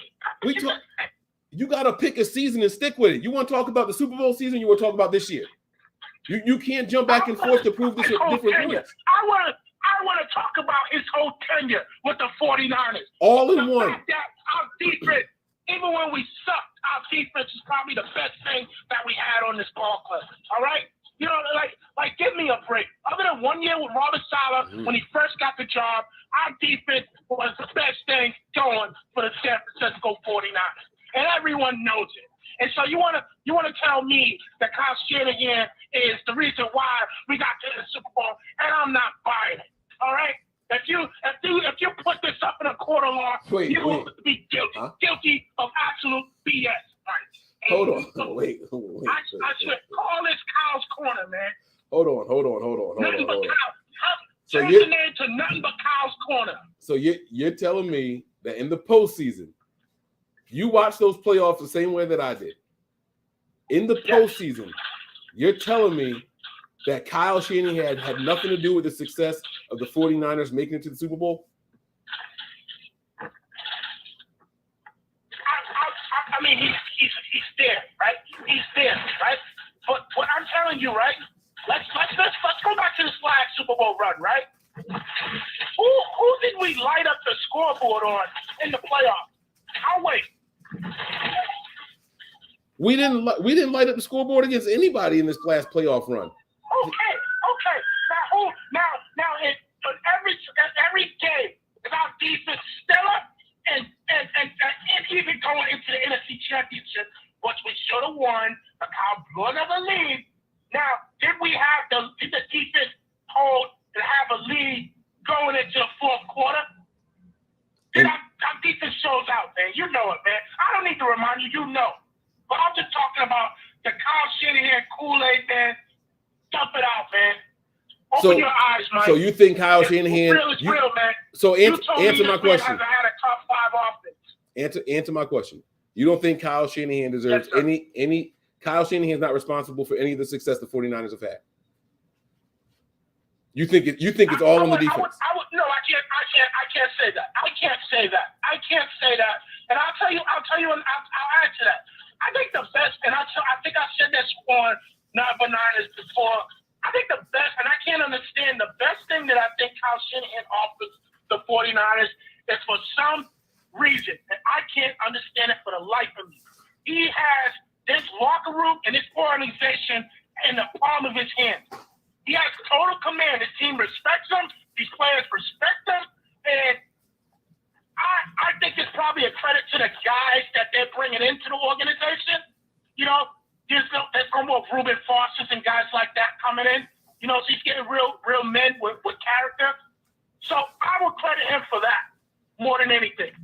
Okay. But when you're talking about X's and O's, when you try to put him up there with Bill Walsh, you're trying to put him up there. I'm sorry. Now I got to be Bill Walsh. You want to put him up there with Jim Harbaugh. You want to put him up there with his dad, Mike Shanahan. Please, give me a break. All right. You cannot be a guru when the defense is the best thing year after year on your team. And you want to talk about Jimmy Garoppolo's lack of play? Well, guess what? Get another quarterback then. If you can't execute, if Jimmy Garoppolo is holding you back, what is happening? You have this organization. Are we in the Twilight Zone? Get somebody who does the job. He fucking drafted Trey Lance. Are we in the Twilight Zone? He tried to move on. What is happening right now? If I work, Mike, am I high? Hey, but Jimmy is still here.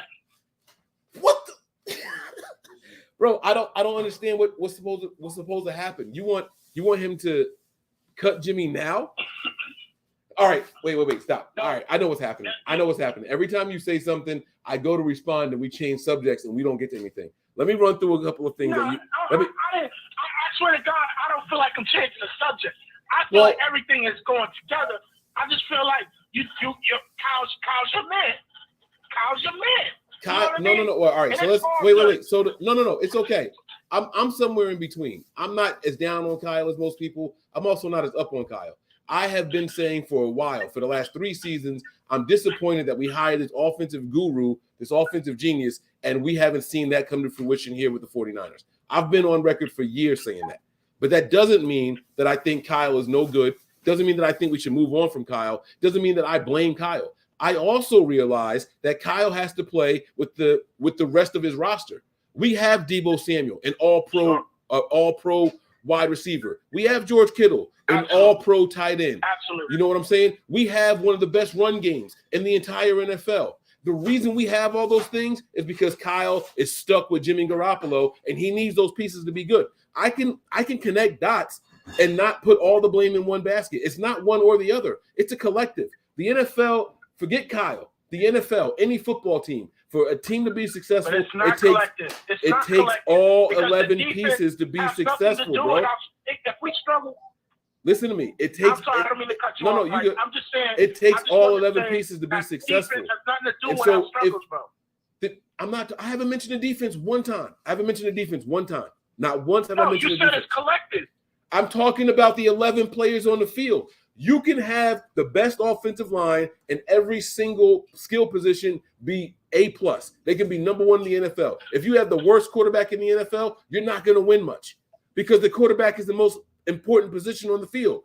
Kyle is doing more with less. We've all seen Jimmy Garoppolo's limitations. Don't believe me? That's blasphemy. That's total. Kyle's doing more with less? Are you kidding me? So you got the best left tackle in the game. You got a Pro Bowl tight end. You got one of the most versatile, probably Didn't I say one this? of the best football players offensively in Deebo Samuel. You got a number 1 wide receiver, okay? You got a quarterback who is iffy at times, but swear to God, shown you for some reason he can win ball games, okay? You have literally no excuse. You gave Deebo the bag. You gave Kittle the bag. You gave Trent Williams the bag, okay? And you keep Jimmy around. So you have some kind of love for Jimmy. You have some kind of confidence in Jimmy. But when it comes to game time management, and if Jimmy's struggling, you don't give him anything easy. You want to say that he's doing the most. This offense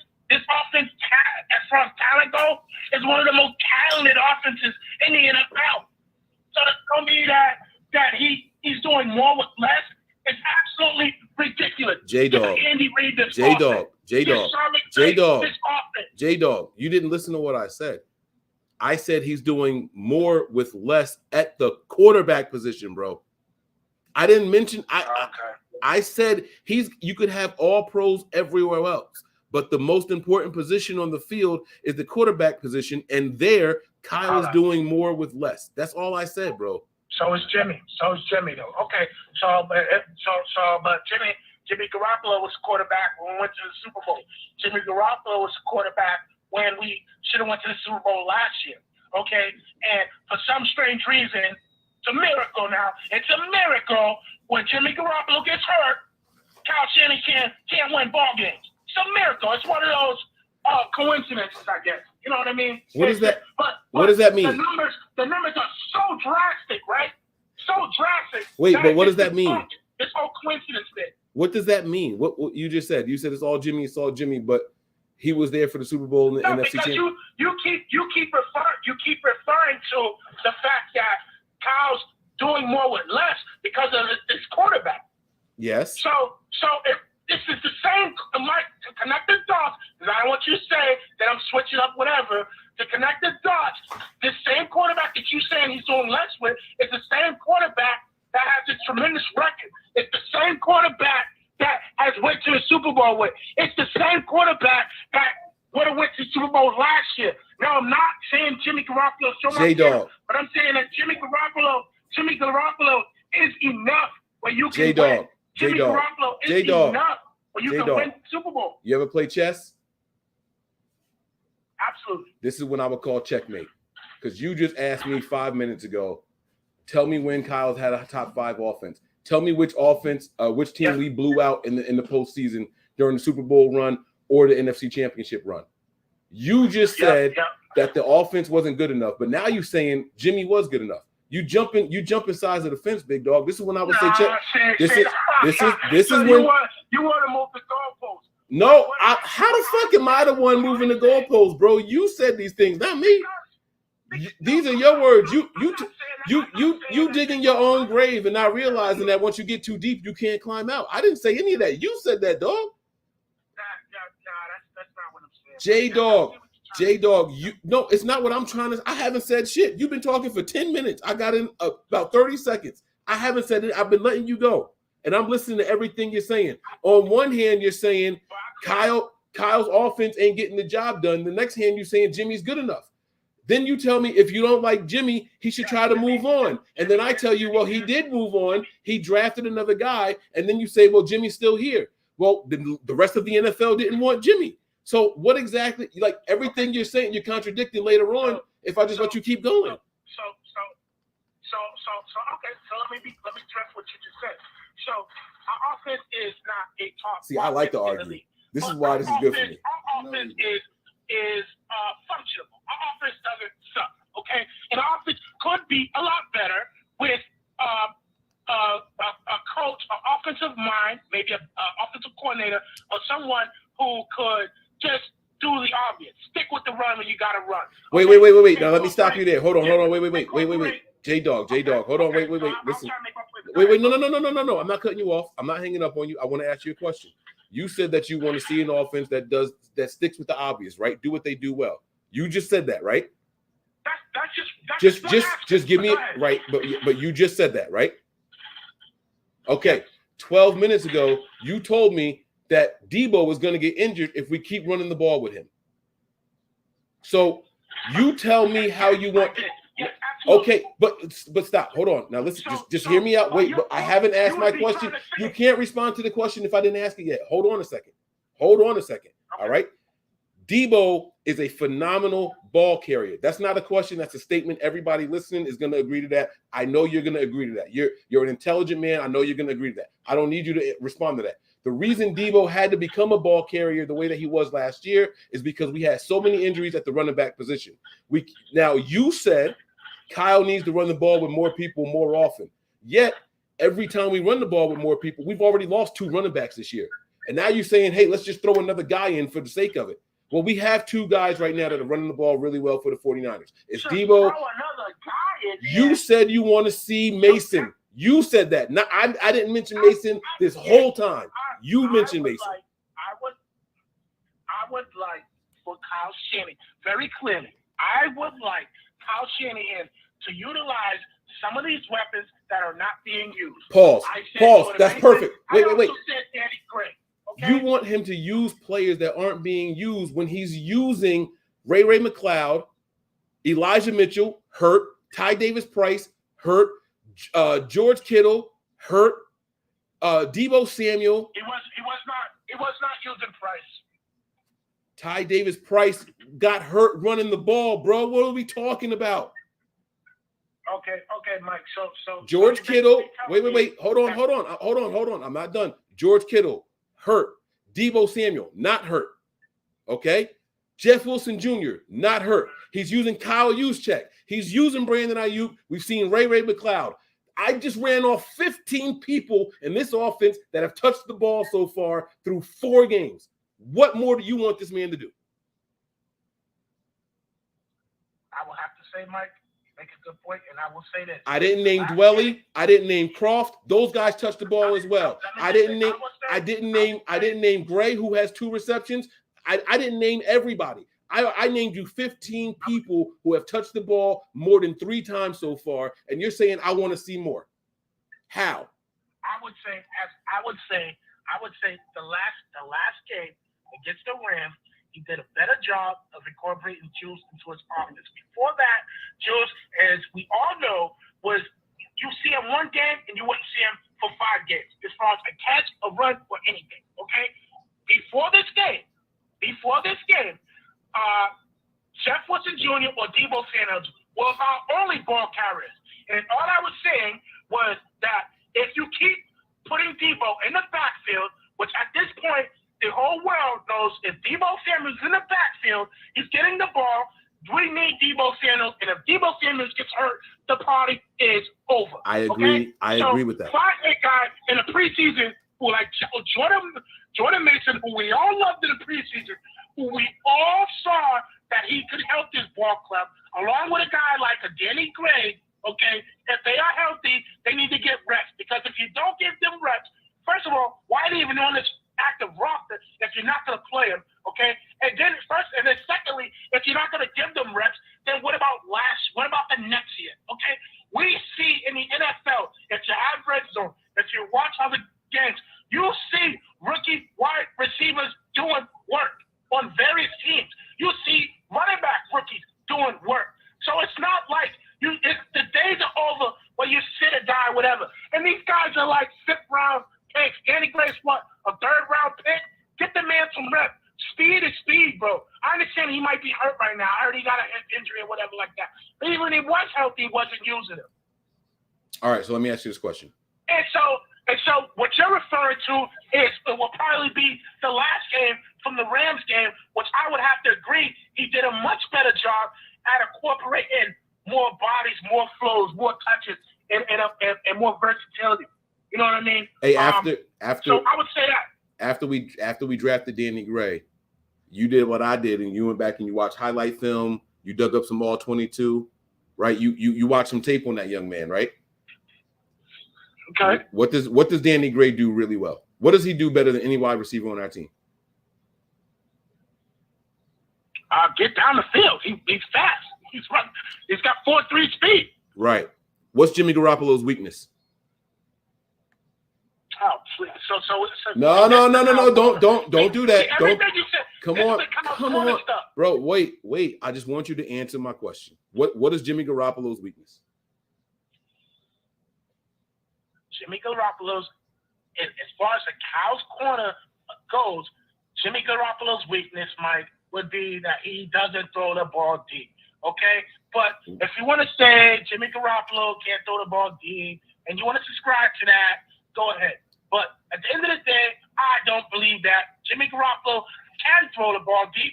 And let's just say Jimmy Garoppolo is not going to throw Danny Gray the ball. At least a guy like a Danny Gray could take a defender, take a safety with him while he's streaking down the field and open up the middle of the field and open up the running game. Okay? So, I mean, come on, Mike. You know that. You watch football. I'm listening to bananas. I know you know football. Yeah, but like, Kyle's your guy, man. That's it. It's nothing to do with Kyle. Kyle is my guy. Let me be very clear here. I don't want another coach right now other than Kyle Shanahan, but that doesn't mean that I don't see fault in Kyle. It's not an insult for you to say Kyle's your guy. He is my guy, but Kyle can improve in a lot of different areas. I'm with you on a lot of the stuff you're saying, but my issue is some of the stuff you're mad at Kyle for, you're not looking at the whole picture.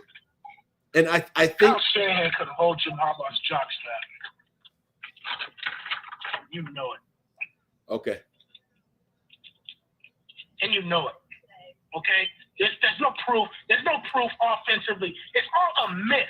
You know, there's no proof offensively that Kyle Shanahan is a guru, that the best thing Kyle Shanahan I didn't say nothing about Kyle being a guru. On to Julio Jones and Matt Ryan in their prime. Other than that, you talking about Matt Schaub. Matt Schaub was an MVP candidate? Are you kidding me? Was I wrong? Yeah, Matt Schaub is an MVP candidate. With Kyle Shanahan in Houston? You said that. Yes. Did you not? Do you not remember that season? He had Andre Johnson going crazy that year. You don't remember that season? I remember a Matt Schaub that had a okay good year. An MVP candidate season? Yo!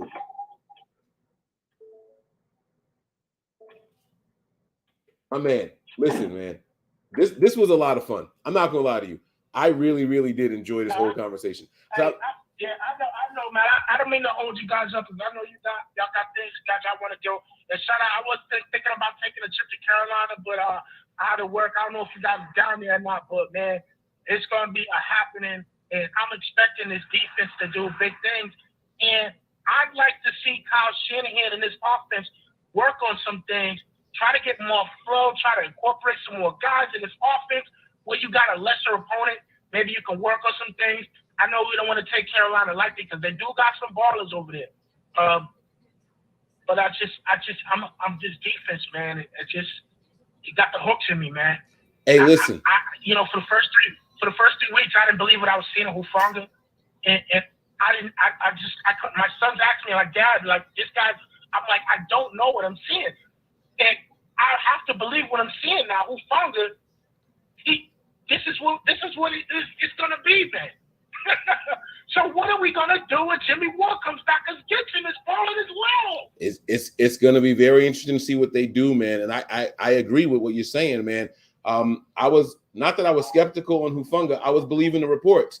I was believing all the things that they said he was liable in for deep passes, and he couldn't cover well, and he was slow and had the 4.66 speed and things like that. And I even bashed the man for the way he went to the podium. They were like, "Oh, are you ready to be a starter? Was that your goal?" And he's like, "Oh, I just thank God for being here and for the opportunity." I'm like, "No, fuck that. Go out there and put your nuts on the table and say, yeah, I always wanted to be a starter. I'm here to be a starter. I want to make people respect me." And then he went out there and that man started balling, bro. That man started balling. He said, "Mike, shut the hell up. Watch me work, bro." Yes. He said, "Mike, watch me work." And you know what I had to do? I had to shut up and watch him work. You know what I'm saying? And the Niners are in a good position right now. The Niners are in position to sit back and put the best 11 players on the field that they can. You might see 3 safeties out there. What are you doing, Jimmy Ward? You put him out there. You put Jimmy Ward out there. You put Jimmy Ward. You put Hufanga. You put Gibson. You put Javarius Ward. You put Emmanuel Mosley. You put your 4 defensive linemen, and you put 1 linebacker out there. That's what you do. Okay, so whoa.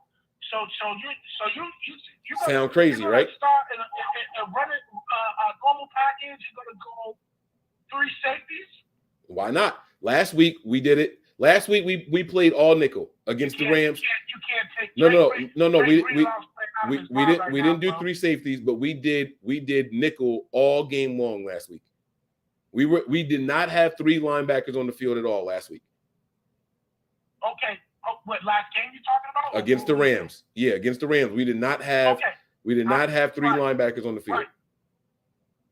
So then you're gonna take Diablo out and throw Jimmy Ward in after the way that boy is balling? No, I'm saying Oh, you talking about in the nickel? All right, I see what you're saying. You got. Hey, look, Right. who's better? Well, that's what you said. He only played one game. Jimmy Ward is proven. You take Lenore out if you have to. Hey, he got time. He's still in the contract. This is Jimmy Ward's last year. You got to get the usage out of him now. Guillaume was a young corner with widows, man, and shiftiness, and Jimmy Ward at this stage in his career is like 95% safety, bro. He still probably play some slot, of course, but on a full-time basis, bro, we haven't seen him do it in 4 seasons. I don't know what to do. And I'll tell you what, Mike, and this is probably my whole point of this show, man, is you could have a defensive coordinator get coach of the year, man. If D'Amico Ryans can find a way to incorporate Jimmy Ward, homeboy, Jason Barrett, and get everybody good looks, keep everybody fresh, and what top 2, 1, 3 defense. This is the stuff that you would expect out of a Kyle Shanahan, bro. And guess what? If I don't know if this myth wasn't in air, we would really upgrade D'Amico to head coach and do something with the contract of Kyle Shanahan, trade him or something like that. Because if we lose D'Amico Ryan, god damn, this dude's in his bag, bro. We thought, well, I didn't think, but you Kyle's corner guys thought that Kyle Shanahan was going to be the chess master. You thought Kyle was going to be the chess player, the mastermind. Nah, it ain't that way. It don't work like that, huh? Nah, it don't work that way. Hey, listen, man. J-Dog. D'Amico's my head coach. How about that? D'Amico's the head coach in reality. Well, we're going to see what happens. But listen, bro, I'm supposed to be at this meet and greet 40 minutes ago, and you done talked me out of it, bro. Bad, right? But hey, listen, I want to say a couple of things to you, bro. For real, all jokes aside, you're gonna go back, you're gonna read the comments during your call, you're gonna see people throwing shots at you and everything. I want to say something to you, bro. Keep that passion, bro. You heard me? That passion is what keeps this fan base what it is, man. Keep that passion. You ain't got. I've been a fan for over 35 years, bro, and I ain't going nowhere. There baby. you go. Boston in the mother effing house. You don't have bananas in the house. And the all Boston day. Celtics in the house, man. I love y'all, man. Thank you, Mike. Appreciate all right, man. You, bro. Everybody in the comments, much love from Boston, baby. There you go. J-Dog, be safe, man. Peace, bro. Peace. Guys, that's how a call can go. That's how a call is supposed to go, everybody. We about to get up out of here. But my point with J-Dog at the end of that conversation was this. You don't have to agree with everybody all the time. You don't have to curse each other out. You have to call each other stupid. You can respectfully disagree, all right? And you can get passionate. Y'all can yell at each other, right? I can sit here and say things like, am I high? I didn't say, are you high? I said, am I high? Am I like, is something going on? You don't have to agree with everybody all the time. That is perfectly okay. And passion should always be appreciated, especially when it's respectful. All right. That's going to do it for us tonight, guys. Man, this was supposed to be a freaking ad for prizepicks.com, and that shit went way left. Don't nobody else call. I'm taking the phone number off the screen. Don't call in. I'm done talking to y'all for the night. I got a meet and greet to go to. My man Chapman is out there waiting for me somewhere over the rainbow. By the way, I've been to the end of the rainbow. Ain't shit there. Y'all keep looking for that pot of gold. Y'all gonna be disappointed. But maybe there's a pot of gold at the end of the season for the 49ers, man. J-Dog says Kyle ain't the guy. I say wait and see, baby. Give Kyle some real weapons at the quarterback position and some stability at the offensive line. Kyle's built a monster over here. He has built a monster, all right? So I'm going to get up out of here. I appreciate you guys. Thank you all for everybody who stuck around for the second half. Let me see if there was another super chat. God damn it, there was. All right, here we go. Tristan said in 2019, we were the number 2 offense, number 2 defense. Look it up. Yards, yes. I believe, and I could be wrong, J-Dog was talking about scoring. I believe J-Dog was talking about scoring. All right, so let me just look it up really quick. 2019 NFL stats. Boom. NFL passing stats, NFL team stats. Here we go. 2019 team stats. All right, here we go. 49. Oh, no, this is not going to sort it the way I want it to, though. That's Pro Football Reference. I got to go to ESPN or NFL. Passing stats. I don't want to see passing. I want to see NFL quarterback stats. Why does everyone be so fucking detailed? I put NFL stats. Okay, here we go. Let's do offensive.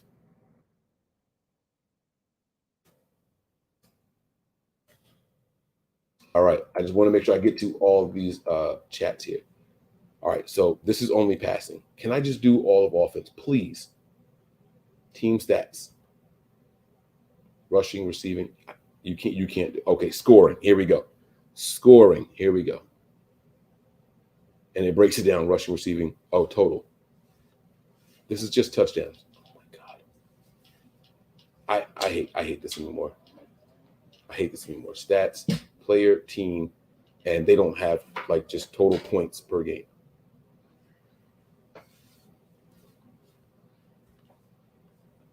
All right, fine. Let me look it up this way. NFL 2019 PPG. Points per game. Boom. This is what I want to see. Team ranking. Select year. 2019. 49ers were third in points per game in 2019. If we want to look at total yards, total offense, yards per game, select year, 2019, the 49ers were 8th. So I believe what he was talking about was scoring. We were never second, though. We weren't second in offensive scoring. We were third. So if that's what you were talking about and that's what he was talking about, I was wrong. He was third. All right. I believe he said top 5. I don't remember exactly what the question was. But Tristan, man, thanks for your patience. Thanks for rocking out with us. Everybody, thank you all for tuning in. I appreciate you guys. We got a meet and greet to get to. I want to go have some fun, man. Sometimes you got to play the slow game, man. You got to be patient. Sometimes you got to let the bait come to you.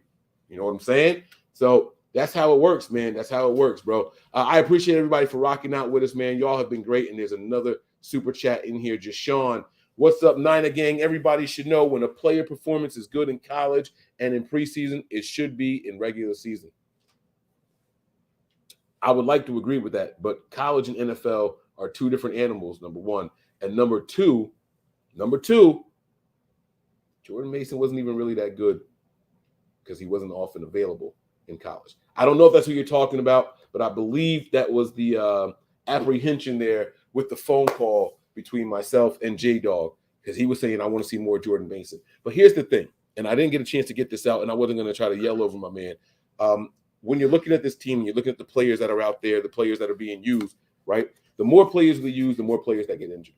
We use a 3-back system, we lose a back here and there, right? I think Kyle is saying enough of that. I'm going to use Jeff Wilson while I can. Jeff Wilson has not once had more than 20 carries in the game. And you guys got to know that's driving Kyle Shanahan crazy. He likes to run the ball more than 30 times in the game. He's being cautious. He's trying to keep guys healthy. We can't knock him for that, because if they ran him too much and he got hurt, we will be saying Kyle's crazy. Then you got a caller saying that you got to use your special players more. But he's also going to say Deebo's carrying the ball too much. Well, you got to pick a side. We got a quarterback that's limited with his throwing ability. We can't get the ball to him in the air, so we're going to put the ball in his hands in the backfield. You can't have it both ways, guys. All right? That's why I say everything is not just cut and dry. Everything is not black and white. Call back to what Melissa said when she called in. But I had a great time on today's show. Thank you so much for the super chat, Jashawn. I really, really appreciate it. Every time my man drops in here, it's at least 30. Every time. I don't know that I've ever seen like a $1.99 super chat from Jashawn. I really do appreciate it. Duck is ready to go. He's been pacing the floor, like giving me the symbol, like, you know, we got to wrap this up. People were like, yo, what happened to your cousin? Where did Duck go? Like, I was just getting screamed on the whole time. I couldn't even respond to what people were saying. Not enough alcohol for what was going on. Yeah. But yo, all jokes aside, I love that kind of passion, though. That kind of passion, like I said, especially when it's respectful. I've heard people get that animated, that passionate, but they start insulting people because they don't agree with them and shit like that. That's the kind of stuff. That's where you start to lose me. My man never did that, not one time. And even afterwards, I told him, I said, you're going to get a lot of heat in the chat. Are you going to go back and watch it again? He said, hey, shout out to everybody in the chat. Like, you know what I mean? Like, that's real right there. That's real. I will always and forever respect that. So, Duck, thank you for jumping on here, breaking down the game with me. Now you having me. I know you said you got the Niners winning tomorrow. Yep. One score game though. One score game. Low scoring. Low scoring. Those of you saying y'all gonna get to 30, y'all wild. You're not scoring 30 on us. Want to make a wager on that? Friendly wager, no money. What's the wager? I mean, I'll make it, but I would like to know what it is. We swap jerseys at the end of the game. Oh, we got to take a picture. I don't play that. We got it. I know. Here, come back in the screen. You know I don't play that. Come talk to the people. Oh my God, what am I talking to people about? Let them hear what your thoughts are. Y'all aren't scoring 30 on us. Okay. So we scored 30. You have to wear my 49ers jersey. And y'all don't. You wear my Panthers. I'll wear your Panthers. You got 2 Panthers jerseys with you. I got 2 Niners jerseys with me. 3, actually. We're only here for 2 days. Okay. What do you think? I found the other one after I had the other 2. And I was like, well, this has to go in the suitcase, right? Well, I don't want to wear your good one. I'm a sweater. I don't want to wear that one. So this is what we'll do. All right. If loser is going to wear the other person's jersey, because I'm going to be doing an overreaction show while you're driving home on the phone. They're going to see us. Oh, damn. Yeah. For the ride home. Is what it is. Oh, look at how I let them. Can I change this? Well, I don't think we get 30 either. But let me say y'all aren't getting 30. No, you can't change it. Let me say 25.5. No. That's very doable. No. The difference, the odds of y'all getting 27, not just because it's lower, the odds of y'all getting 27 are way better than the odds of y'all getting 30. We haven't got 30 all year. The Niners haven't scored 30. I didn't know that. We haven't scored 30. I just know our defense ain't letting y'all get to 30. That's wild. That's some bullshit. How do I let the chat talk me into this stupid shit? I'm going to be wearing a fucking Panthers jersey. We're going to win, and I got to wear a Panthers jersey on overreaction. Yep. Way to go. That's not fair. The last time we scored over 30. Panthers need a new coach in the top 3 draft pick. So look at this. It was December 19th last year. December 19th. It's almost been a whole year. 2 months short. And before that, it was November 21st. A month before that. Oh, no. November 28th. All right, you know what? I'm seeing some 30s on here for us. Hold up. December? Oh, no. Hold up. Man. I'm in, baby. All right, guys. Y'all done got me in enough trouble. A year ago. Okay. Chris, shut up. I know. Okay. Trying to psych myself I didn't even know that y'all didn't score 30. I didn't know that. We are not a high scoring team. Sucks. Now I sound like this. All right, I got to go, man. Y'all have been real. It's been fun, but we got to get up out of here. Prepare for glory. Anticipate pain, but always, and I mean always, remain faithful. 1. We all gas, no brakes, pumped up, no fakes. We spinning, we winning, we high stakes. We never miss, we all makes. Look at us dudes trying to prove, bringing you news with nothing to lose. Mike, Nick, Tony, Wayne, Method Man, we bring the pain. Hey, see, I'ma confess it. We under the pressure. If you looking to find us, we them nothing but niners.